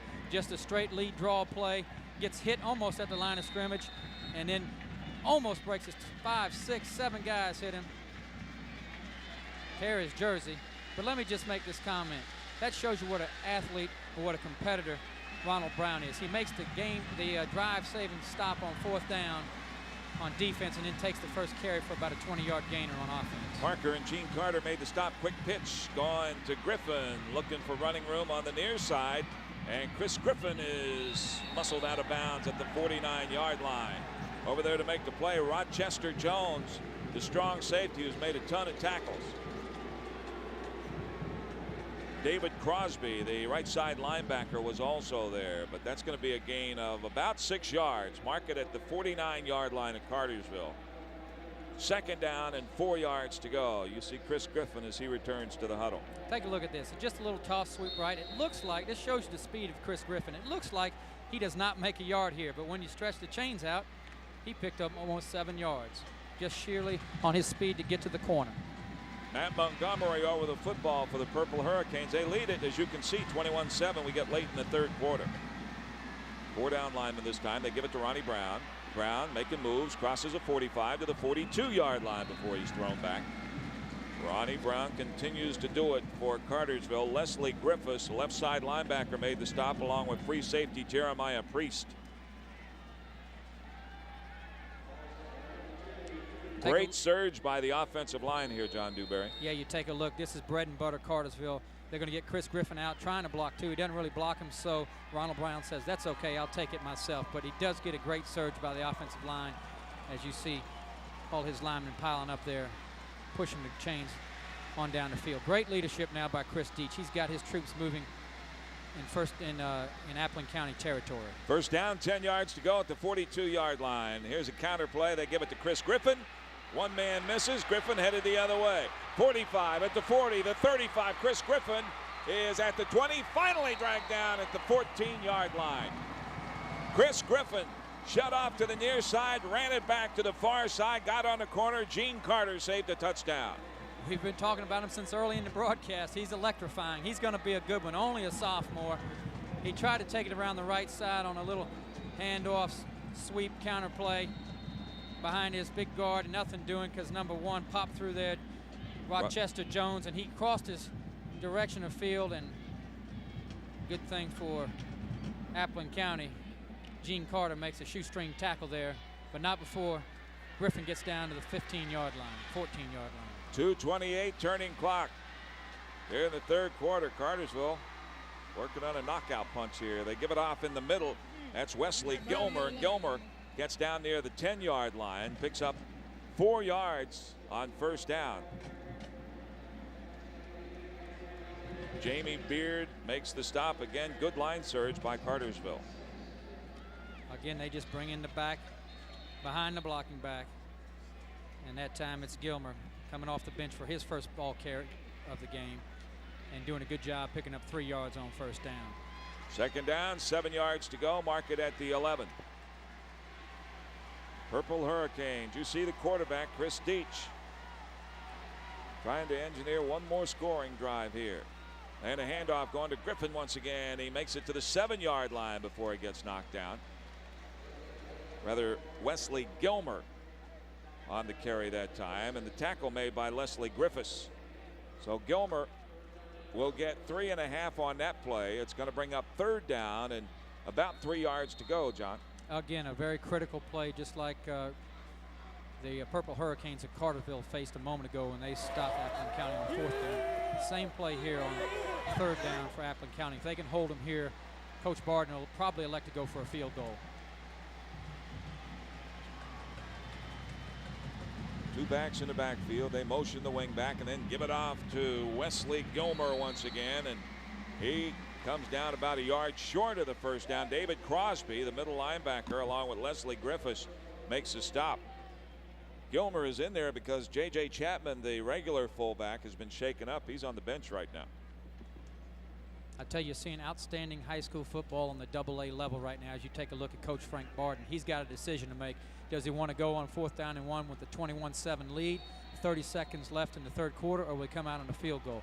As I mentioned on the last down, I thought he would go for the field goal, and that's what he'll do, and extend his lead, if at all possible, to 24-7. David Thompson, the senior, who was 0 for 1, and now a flag flies. Somebody lined up in the neutral zone, I think. We'll get the call in a moment from the referee, and Cartersville backing up. So this will be a 5-yard walk-off. Here's the call. Dead ball, substitute infraction on the offense, 4th down. Substitution infraction. They have to be away from the huddle by 10 yards before when the huddle breaks.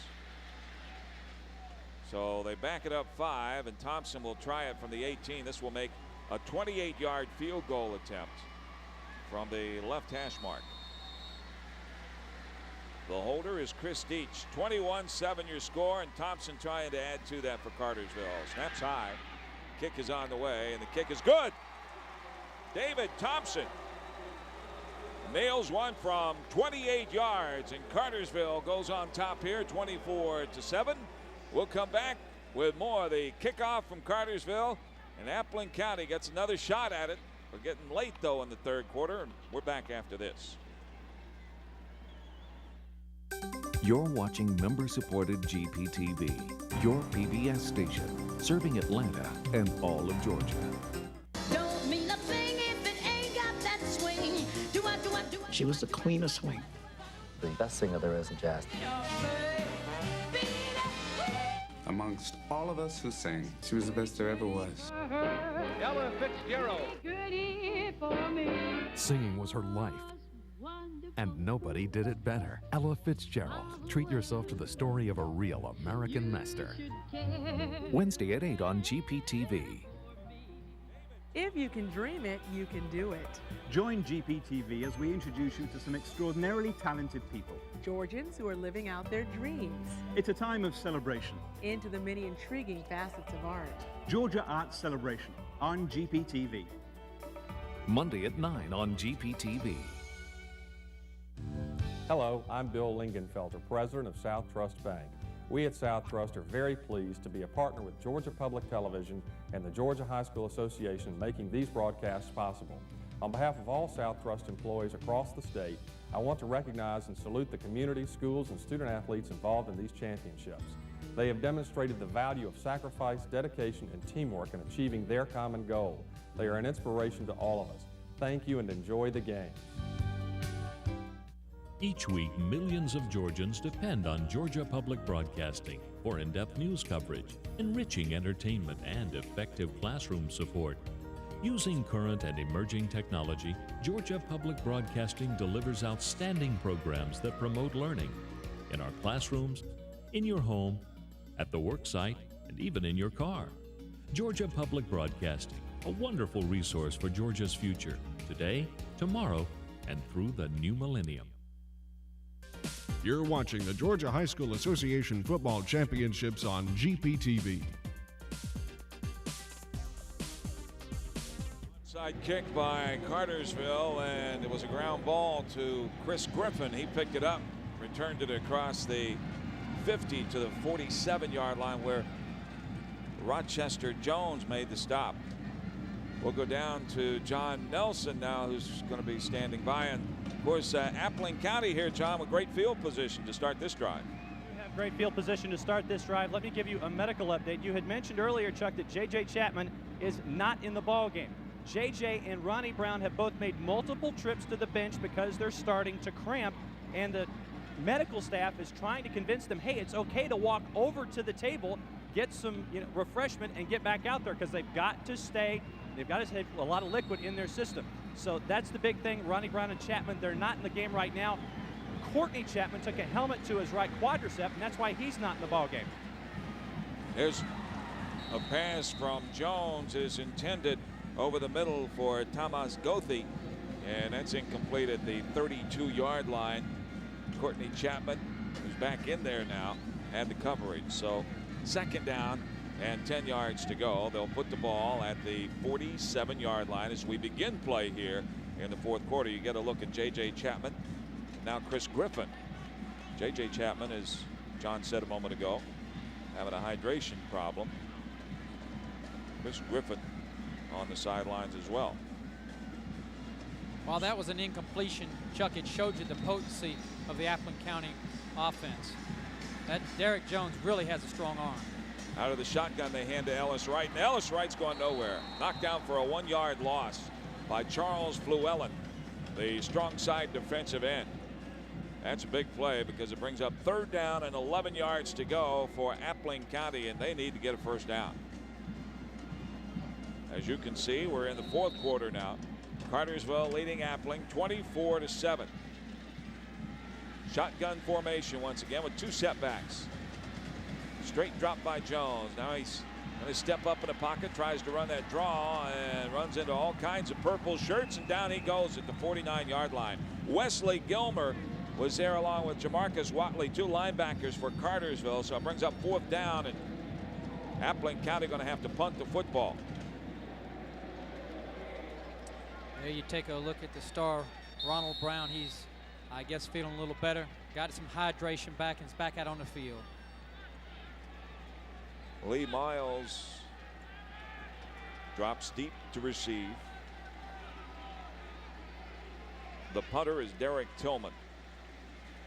Good snap there by Neil Redmond, and Tillman gets it out of there. Miles comes over, lets it bounce, and then it takes a Cartersville bounce and goes out to the 19-yard line. Talked with Coach Frank Barton of Cartersville and asked him what he likes about coaching. Here's his reply.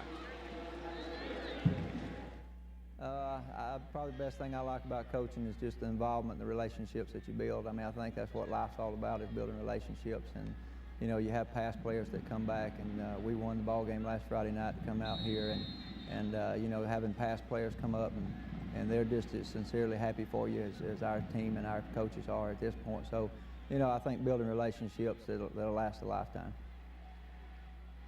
Coach Frank Barton, his team leading here 24-7. First down, 10 yards to go at the 18-yard line after that punt.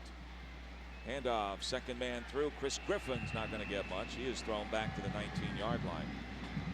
Now they'll mark it at the 18. Daniel Williams, the defensive tackle, leading the charge for Appling County. And you get the feeling here, they're down 3 scores, 10-18 remaining in the ball game. They got to get a 3-and-out stop here. Well, you take a look at Frank Barton, his quarterback Chris Deach. What they want to say here is don't turn the football over. Do not make mistakes. We can win this football game with only 10 minutes left, and we'll get a chance at the big dance. There you take a look at these 2 guys saying happy holidays to one another. Yeah, they got their face masks locked. There we go. I think the intensity isn't there today. These 2 guys locked up on a counter play. They give the ball off to Lee Miles. Miles gets back to the original line of scrimmage about the 19, where Rochester Jones and Leslie Griffiths combine on the stop. You see Griffiths number 11. So it's going to bring up third down here and 10 yards to go from the 19-yard line. I tell you, win, lose, or draw, Leslie Griffiths and Rochester Jones and Matt McCoy are going to all need to get in the jacuzzi. They have really been active on that defensive side of the football today. Big play here on third down. Time running down at 9:19 in the fourth quarter. Appling County desperately needs to get the football in their hands. Coming up next, Marist and Mount Zion Jonesboro, 2 undefeated team in the 3A semifinals on GPTV. There's a bobbled snap with a football. Deach, he's gone down at the 12-yard line. David Crosby. Carlton Parker there for Appling County, and Deach fumbled that snap, and he went the wrong way. Everyone else went to the right. He came back to the left. There was nothing there but white shirts. Deach does the smart thing here, although since he does fumble the snap, he's going the right way, but since he fumbled the snap, he said, let me just try to make a negative play, not a real bad play. Yeah, and don't fumble. Exactly. All they need to do now is punt the football away and let the defense play, which Cartersville obviously doing a great job on defense as well. David Thompson from his 5-yard line puts a high floater out there, and Edenfield watches it go out of bounds. They're going to mark it at the 43-yard line of Appling County. So a good punt by the senior David Thompson. Boy, got him out of jail. And Cartersville will go to work on defense. Appling County coming from the sidelines. They got to get some points. You know, you go back to that fumbled snap and you talk about a guy named Chris Deach. Oftentimes everybody looks at a quarterback and how many great passes he makes, but the guy doesn't make many mistakes. He's thrown for 18 touchdowns and only 6 interceptions. There you take a look at Derek Jones. Right now, he needs to be a star, and he has the physical qualities to lead his team back. Yeah, no passing yards first half. Second half, he's 5 for 6. Rolling to his left this time. Has a man out there. The pass too high for the intended receiver. And that was Corey Orvin. So second down and 10 yards to go. They put it down again at the 43-yard line of Appling County. If we could get a shot at Ronald Brown in the secondary right now, you'll see him limping. He pulled up lame on that particular play as a safety back. That could have been a touchdown. There you take a look at him. He cannot defend right now. I would go at Ronald Brown right away with the pass. And we get a timeout called. I think they may take him out of the game. But if that pass was on the target, as you can see, that was a touchdown. Yeah. Ronald Brown was nowhere within 15 yards of the receiver. Corey Orvin had 2 steps on the defender Brown. Talking about guys who really like the game of football, you start with Bob Griffith. 27 years as a head coach. We asked him what he likes about the profession of coaching. I guess it's kind of weeks like this, you know, where everybody in the community is excited, and all the people in school are excited, and it's just a heck of a lot of fun. And I just can't think of another occupation where you can get this much enjoyment out of an athletic event.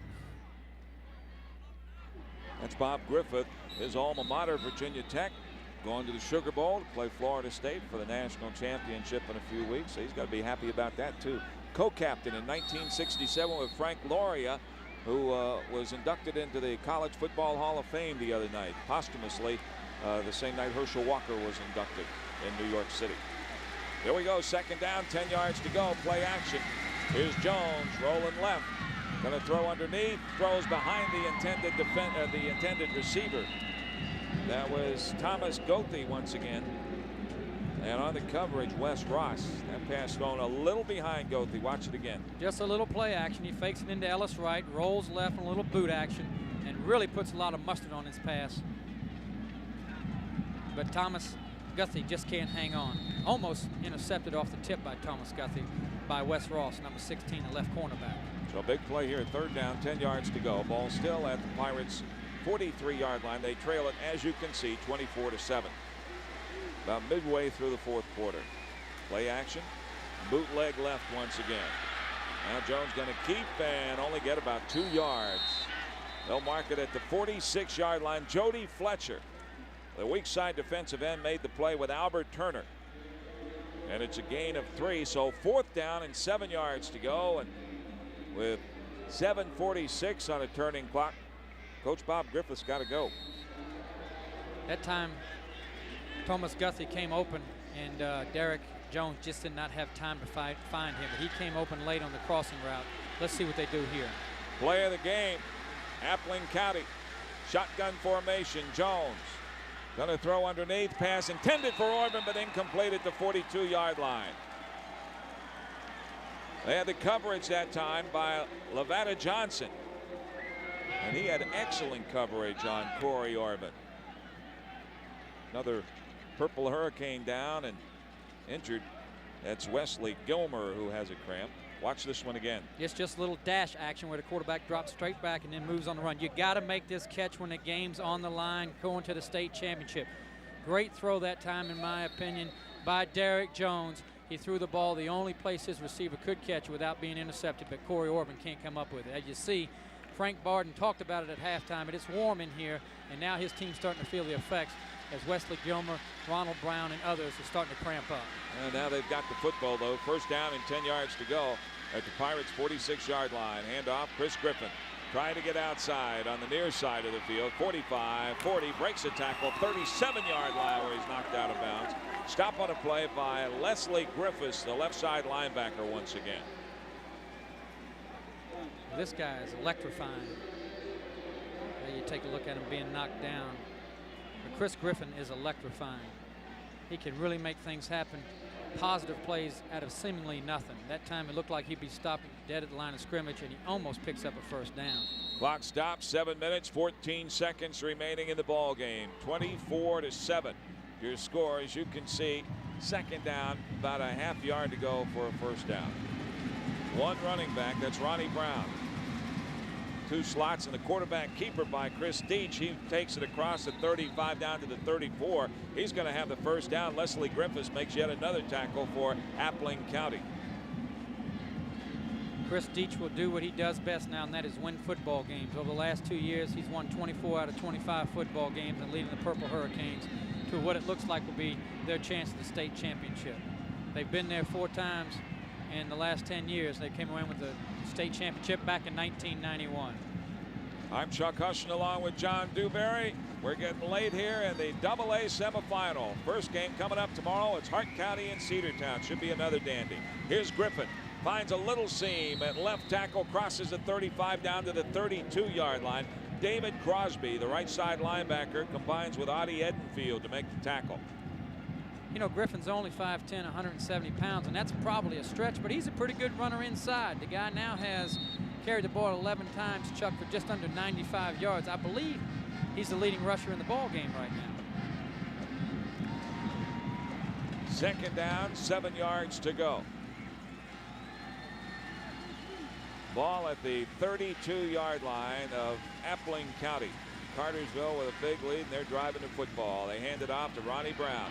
Leaps some tacklers, takes it across the 25 down to the 23. Ronnie Brown continues to get it done, and he just makes Chris Griffin a much better football player because they have to respect that dive in the middle, and that allows Chris Griffin to get outside, not have much company out there, John. I tell you, he shows you what. There, take a look at this. Straight dive play, jumps over the baggage on the ground in between the line of scrimmage, and then just takes 4 guys to bring him down. He just a few minutes ago was cramping, and now he's running like a train.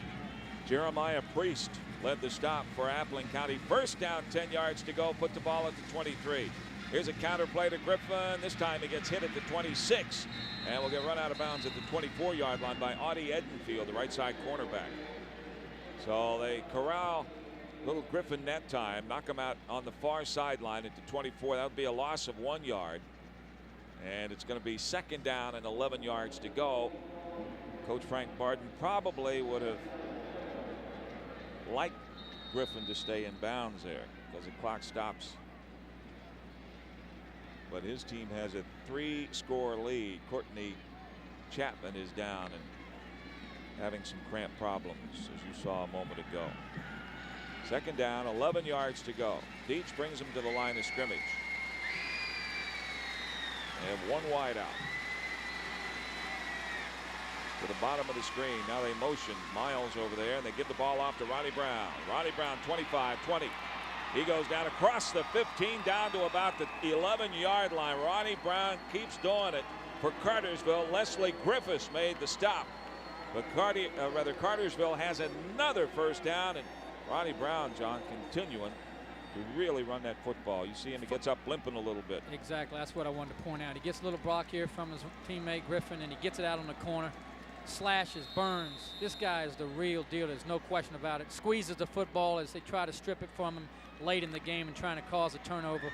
You'll see the defensive back try to strip him right there, and he squeezes the football and picks up another 7-8 yards after contact. What a 107 yards now on 12 carries for Ronnie Brown. And a handoff going to the little man, Chris Griffin. He tries the middle, but Appling County's Daniel Williams there to throw him backward. Now the clock really becoming a factor here. 4 minutes, 58 seconds remaining in the game, and Cartersville knocking at the door. It's going to be second down and 8 yards to go from the 9-yard line. Cartersville just needs to squeeze the football now, keep it on the ground, and get in the end zone. Really thing that needs to be decided now is who's going to be the leading rusher in the game. Is it going to be Griffith, or is it going to be the guy over here with the cramps? Right now it's Ronald Brown. He leads with 107 yards. 24-3 is your score, and a handoff going this time to Gilmer once again. He gets down inside the 5 to the 4-yard line. Right now, the offensive line for Cartersville is just blowing Appling County off the ball. Matt McCoy made the tackle. Leslie.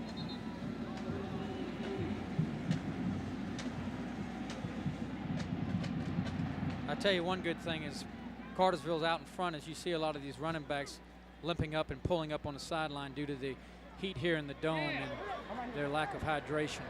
Could be a factor if the game wasn't so close, but I have to think that here comes Ronnie Brown back in the game now. I have to think those guys would actually suck it up, get back in the ball game like they have, and lead their team to victory.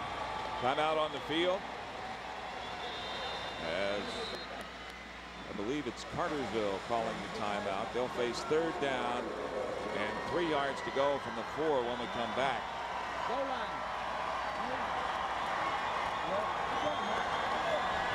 Fans, and there are a bunch of them from Cartersville.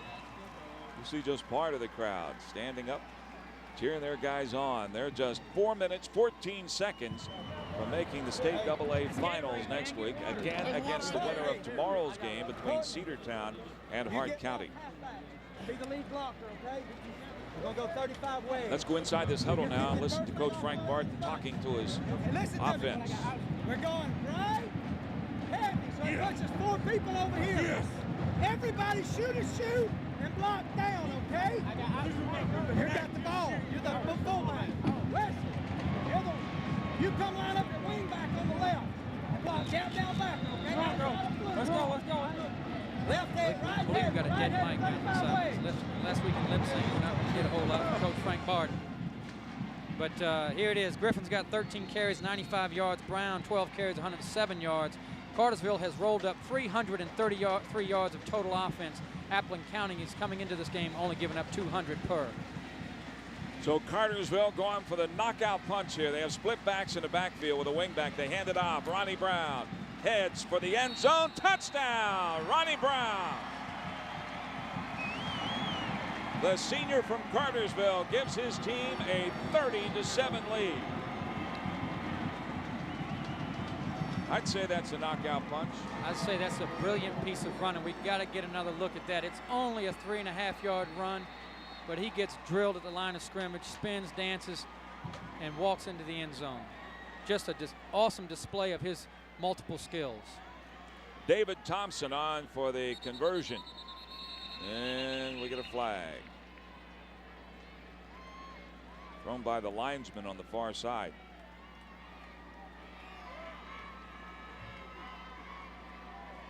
Cartersville, a short drive. They get another touchdown.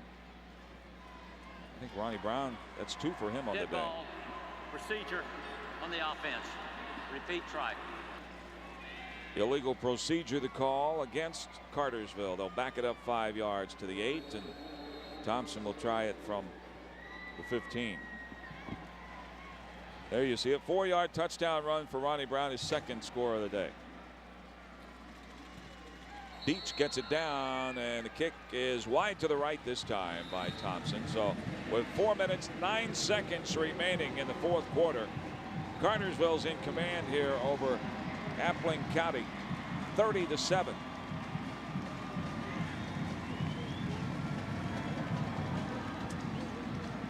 Here you take a look coming up at Ronald Brown's run. Gets a lead blocked by Charlton, and then great block that time. 3 guys hit him at the line of scrimmage, and again he just spins off. Shows you his power. I want you to see this hole that Cartersville creates on the left side. Good strong stick there on the defensive side of the ball by Jeremy Priest. but Ronald Brown shows you his speed and his quickness and his power to score. I tell you, you got to really give Cartersville, as you point out, a lot of credit on that offensive line. Bagley, Brock, Turner, Montgomery, Bunce, Known, and the backups, Cone, excuse me, have done an outstanding job in leading these drives, which have been primarily on the ground. This last one took 3 minutes and 11 seconds. 8 plays, 54 yards, capped off, of course, by that brilliant 4-yard run by Brown. The kickoff by Thompson comes down to the 20-yard line, and Brian Smith on the return takes it out to the 28-yard line, where he's stopped by Mike Price, his second special teams tackle of the day.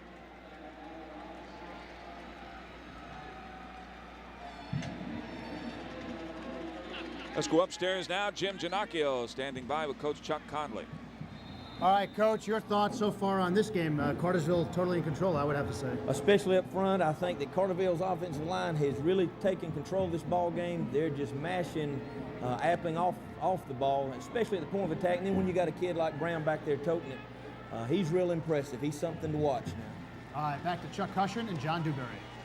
Play action, Jones rolls, fires, and the ball is tipped away by Lee Miles at the 33-yard line.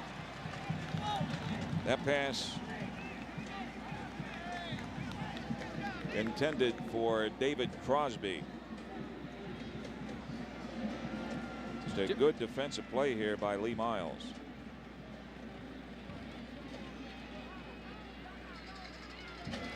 So it's 2nd down and 10 yards to go. Ball at the 28-yard line. Watch it one more time. Just a little boot action. He gets it hanging in the air a little bit. And Lee Miles almost makes the interception. Jones going to run the football and not going to get much. He got whacked at the 29-yard line. On the stop for Cartersville, Jamarcus Watley. Also there was Shannon Winters. Winters really put the wood to him. So a gain of just about a half-yard. 3rd down and 9.5 to go. You see Derek Jones. 3 minutes, 21 seconds. Clock rolling here in the 4th quarter. Cartersville on its way to the state finals. There's a screen underneath. We have a flag down.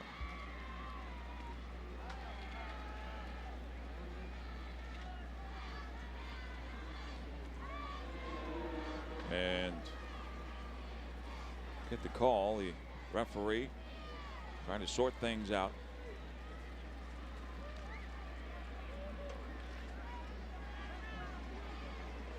Georgia Dome, the GHSA, do a great job bringing you these high school state semifinals. Dead ball, procedure on the offense. We're going to repeat 3rd down. Illegal procedure, the call against Appling County. So a 5-yard penalty will back them up at the 24-yard line, and it'll be 3rd down, 14 yards to go. Jones under center, play action, bootleg to the left once again, and throws a pass over the middle, intended for Goethe, but incomplete. So it's going to bring up 4th down here, John. Goethe was open. Same play they couldn't find him on the last time they had possession of the ball. And just fired a little over his head that time. But it's a good bootleg action play that brings Goethe underneath on a crossing route. He finds the area in between the linebackers in the secondary, and he's been open. They just hadn't been able to hook up. Cartersville will be hosting the state AA championship. There's a shotgun formation. Jones back, going to throw to the near side. The pass is complete and knocked out of bounds at the 44-yard line is David Crosby. Correction, Arishi Polk. Here's just a straight drop back, and that time Jones shows you the strength of his arm and his accuracy as he finds Polk for a 25-yard gain along the Cartersville sideline. So 1st down, 10 yards to go after the 25-yard pickup. Ball at the 44-yard line. Shotgun formation for Derek Jones once again. They hand on a draw play. This is Reggie Jones, and he doesn't get much. Knocked down at the line of scrimmage by Jamarcus Watley. They're going to mark it at the 45-yard line. 2 minutes, 44 seconds.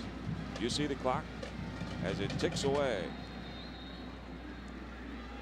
Frank Barden, a feeling of confidence. You got that 30-7 lead, running out the string here. Cartersville will go to 14-0 on the year. Appling County will finish up at 13-1. They throw the pass underneath. The pass is complete to Brian Smith. He gets knocked out of bounds after only a 1-yard gain. Stop on a play by Colby Brinson. So it's going to bring up 3rd down. About 9 yards to go. There you take a look at some pretty enthusiastic Hurricanes. The Purple Hurricanes are going to play in the state championships for the You first notice time. how they're all in proper order too. They got that spelled. Go Hurricanes. They got every letters in the right place. Takes a long time to practice that. Pass is thrown, intended over the middle for Wayne Mullis, but thrown behind him at the 39-yard line. You see Mullis, senior wide receiver, try to hit him. He would have had the first down, but the ball thrown behind him by Derek Jones. Take a look at Coach Griffith there. He told us before the game that Cartersville had a tremendous team, that he thought Dodge County had one of the best teams he thought in the South, and Cartersville handled them very well last week, and that had to put a little scare in Coach Griffith's team coming in. 21-12, Cartersville a winner over Dodge County, and a battle of 2 unbeatens there. Here's Jones. Flag is down, and Jones is down at the 40-yard line, sacked for about a 10-yard loss. Jody Fletcher, the weak side defensive end, he has had one great game today. Tell you, you're going to get a holding call, I believe, against Appling County, and that is, oddly enough, the first penalty they have of this ball game. On the offense, it's declined. Ball goes over, first down. Yeah, on 4th down, that was 4th and 9. So Purple Hurricanes will get the football here, and just 92 seconds between them and the state finals next weekend in Cartersville, as they'll take on the winner of tomorrow's game between Cedartown and Hart County. Hart County comes in 13-0 tomorrow. Cedartown is 12-1. So 2 more teams with excellent records. This AA field this season, we had 3 teams undefeated and 1 with 1 loss. There's Deach taking a knee. Obviously his favorite play, and that's going to do it. Take a knee a couple of more times, and Cartersville will have the victory. You see the matchup for tomorrow. 3 o'clock kickoff time. Hart County and Cedartown. Hart County Bulldogs from way up near South Carolina come in at 13-0. Cedartown will come in at 12-1. Deach letting some clock run. Takes a knee again. Cartersville really came out and set the tone early, John, as they took the opening kickoff, drove down, and Ronnie Brown scored his first touchdown on a 7-yard run. Of course, they had the big pass play in there, the 41-yard pass play to Johnson. They got him rolling, and they never looked back. It's been a real strong effort on Cartersville part, and pretty indicative of what Cartersville is capable of, both offensively and defensively. Deach will take a knee one more time, and that's going to do it. Pirates cannot stop the clock, and the Purple Hurricanes will begin the celebration as they're going to go back home to the warm confines of Cartersville, Georgia, to play for the state championship, and hopefully their next championship, their first championship since 1991. You see Coach Bob Griffith, his first year as head coach at Appling County, and he has done a super job. His team finishes up with the loss today at 13-1. That's Frank Barden, the head coach at Cartersville. 2-year record now of 25-1 at Cartersville High School. They play out of Region 7 AA. Won the region championship. Got the opening round win against Grady 55-12. Then they beat Dade County out of Region 6, and last week beat Dodge County 21-12, another unbeaten team. And today they do a number on Appling County. 30-7 is your final score, as Cartersville will make the finals. Let's go down to John Nelson now, who's standing by with Coach Barton. Thank Thanks, guys. Look at the scoreboard. There are 3 zeros up there and 30 points on your side. Did you think it would be that way? Well, no, we didn't. I tell you what, our kids played well. I tell you, we had a great fan support. Tons of people came from Cartersville, and I tell you, I love coaching this football team. They're special. They do a great job, and they prepare. And I tell you what, everything that Ronnie Brown got tonight was on heart. He played, and they all played. They played a great ball game. Played with a lot of heart. It seems to me like the MVP of this team in the 3rd and 4th quarter was the trainer. Well, I know. I tell you what, we got some cramps last week, and I think I'm gonna make them live with a dietitian or something. I don't know what we're gonna do, but we gotta get that stopped, because we played the whole second half with a patched up backfield, and Ronnie was running on fumes there. But I can't say enough about the heart of this football team and the heart of our community coming out and showing up like they did today. It was just a great win. What do you think it means to Cartersville? Now you get to host this game, if I'm not mistaken, next Saturday. What does it mean to you guys? Well, it means a lot. I tell you, our town is just buzzing. They're excited. All week they've been behind us and just been great. And our kids, somebody asked me, how's our kids? I said, well, our kids are fine, but the community and the parents are going crazy.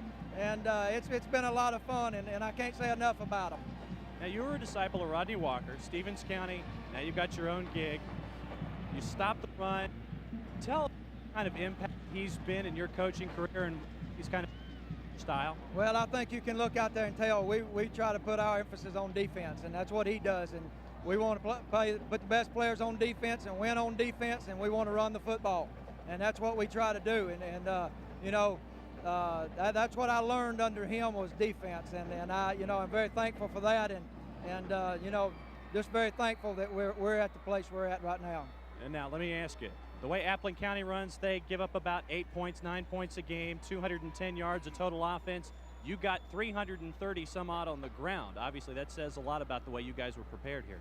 Well, it does. I mean, our kids prepared. They have prepared the last 5 weeks. I mean, unbelievable. I've never been around a team that has been mentally focused like they have. And we got 3 pretty good backs. I mean, 21 and 4 are pretty good, and then we can bring in some guys to help out there, 7 and 24. So, our offensive line has played great the last 2 weeks, and if you combine that with playing great defense, and our kicker keeps us in the game kicking the ball, it just gives us a chance. Now, one of the guys I'm eventually going to talk to who's over your left shoulder, number 20, how about his performance today? You said it was all heart. I'll tell you what, I can't say enough about him. He's the best player, he's best back in the state, hands down. He's the best back in the state. He's all heart.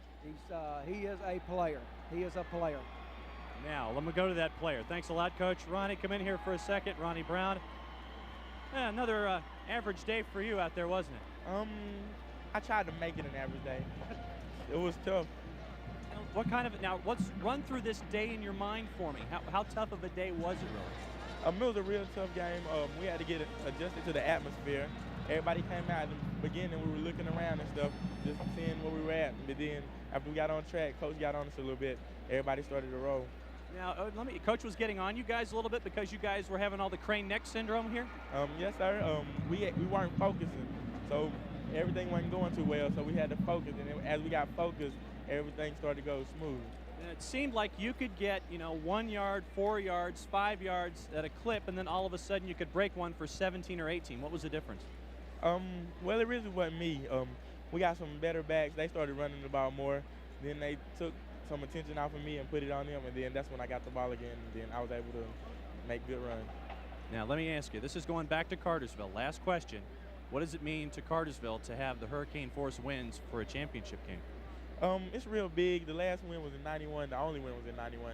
So we're going to try to put another plaque up beside that one and be winners. The community, they supported us. We had a lot of fans, so we just hope we're going to win. It's going to be a sea of purple riding on the interstate, heading northbound. Ronnie Brown, congratulations. Go get him next weekend. We're going to send it back upstairs to Chuck and John. We'll be back down here in a little bit, guys. Thank you very much, John Nelson. The final score here once again in this AA semifinal game. Cartersville a winner. They head for the state finals, beating Appling County 30-7. Stay with us. We're going to take a break, and then the 3A semifinal game coming up between Marist and Mount Zion Jonesboro.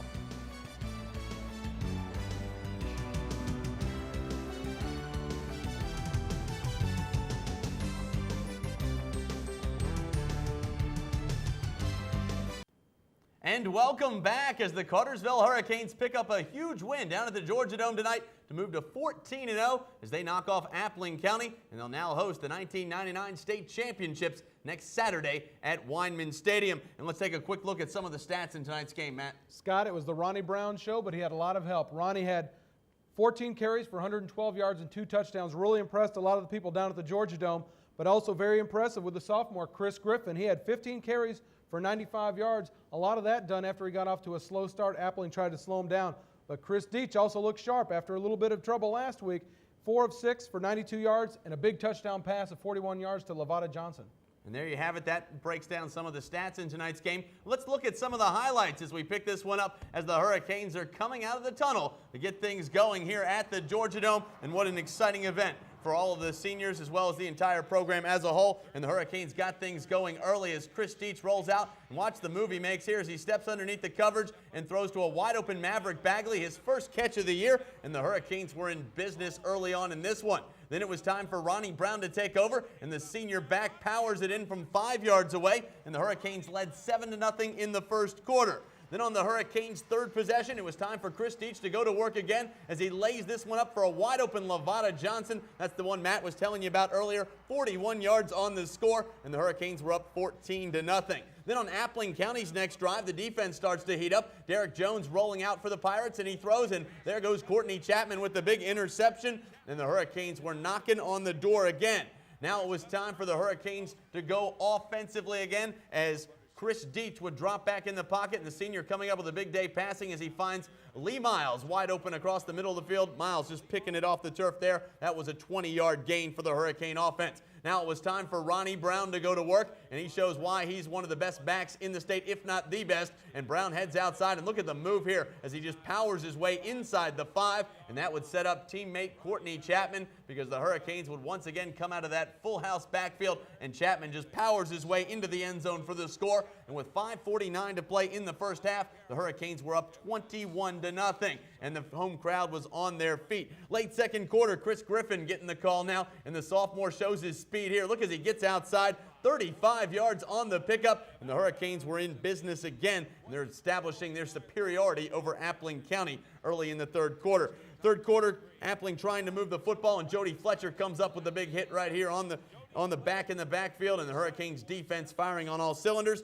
Then with the second left in the third, the Hurricanes up 21-7, and David Thompson comes in to split the uprights from 28 yards away, and the Canes were up 24-7 as you see the ref signal there. And with 4:11 to go, the knockout punch coming from Ronnie Brown as he powers his way through the Appling County defense. The Canes led 30-7 at this point. That's all they get. They go on to win it and advance on to the final. They wrap up a perfect 14-0 regular season. Ronnie Brown, 11 carries for 111 yards and 2 scores. Chris Griffin, 15 rushes, 95 yards. Chris Deach, another big night as the Hurricanes will now come home for the state championship as I caught up with Cartersville head coach Frank Barden. It was great. I tell you what, I can't say enough about our kids and the way they prepared and our community, the way they came out. I tell you what, we're a AA school and we look like a quad A team over there in the stands. We filled up our side and there's a lot of excitement in the community and I tell you what, I just love coaching these kids. They're a great bunch of kids. They're special and they did a great job. And of course, another big win for the Hurricanes as they go to 14-0, knocking off Appling County 30-7. And what a great game it was, Matt. Fantastic game, Scott. Cartersville really dominant across the offensive and defensive lines. Really looking forward to next Saturday night with Hart County coming over here, coming from Hartwell, Georgia. Two very evenly matched teams, very quick. A lot of good athletes on both sides of the ball. I'm looking for a fantastic ball game. And it will be a fantastic ball game next Saturday night. We'll tell you about that in just a second. Stick around. It's all coming up next. And welcome back. Well, the Cartersville Hurricanes will now host the 1999 AA State Championship game on Saturday night at Weinman Stadium as they'll meet up with Hart County. The Bulldogs are a perfect 14-0 as well, and the champions of Region 8 and Prestige Division 4 will bring you their first ever live broadcast of a high school football game, and it's all next Saturday night starting at 7 o'clock with the pregame show. It's all the play-by-play, and the kickoff will immediately follow. Well, that's going to do it for us tonight. I'm Scott Singer along with Matt Santini. Enjoy the game.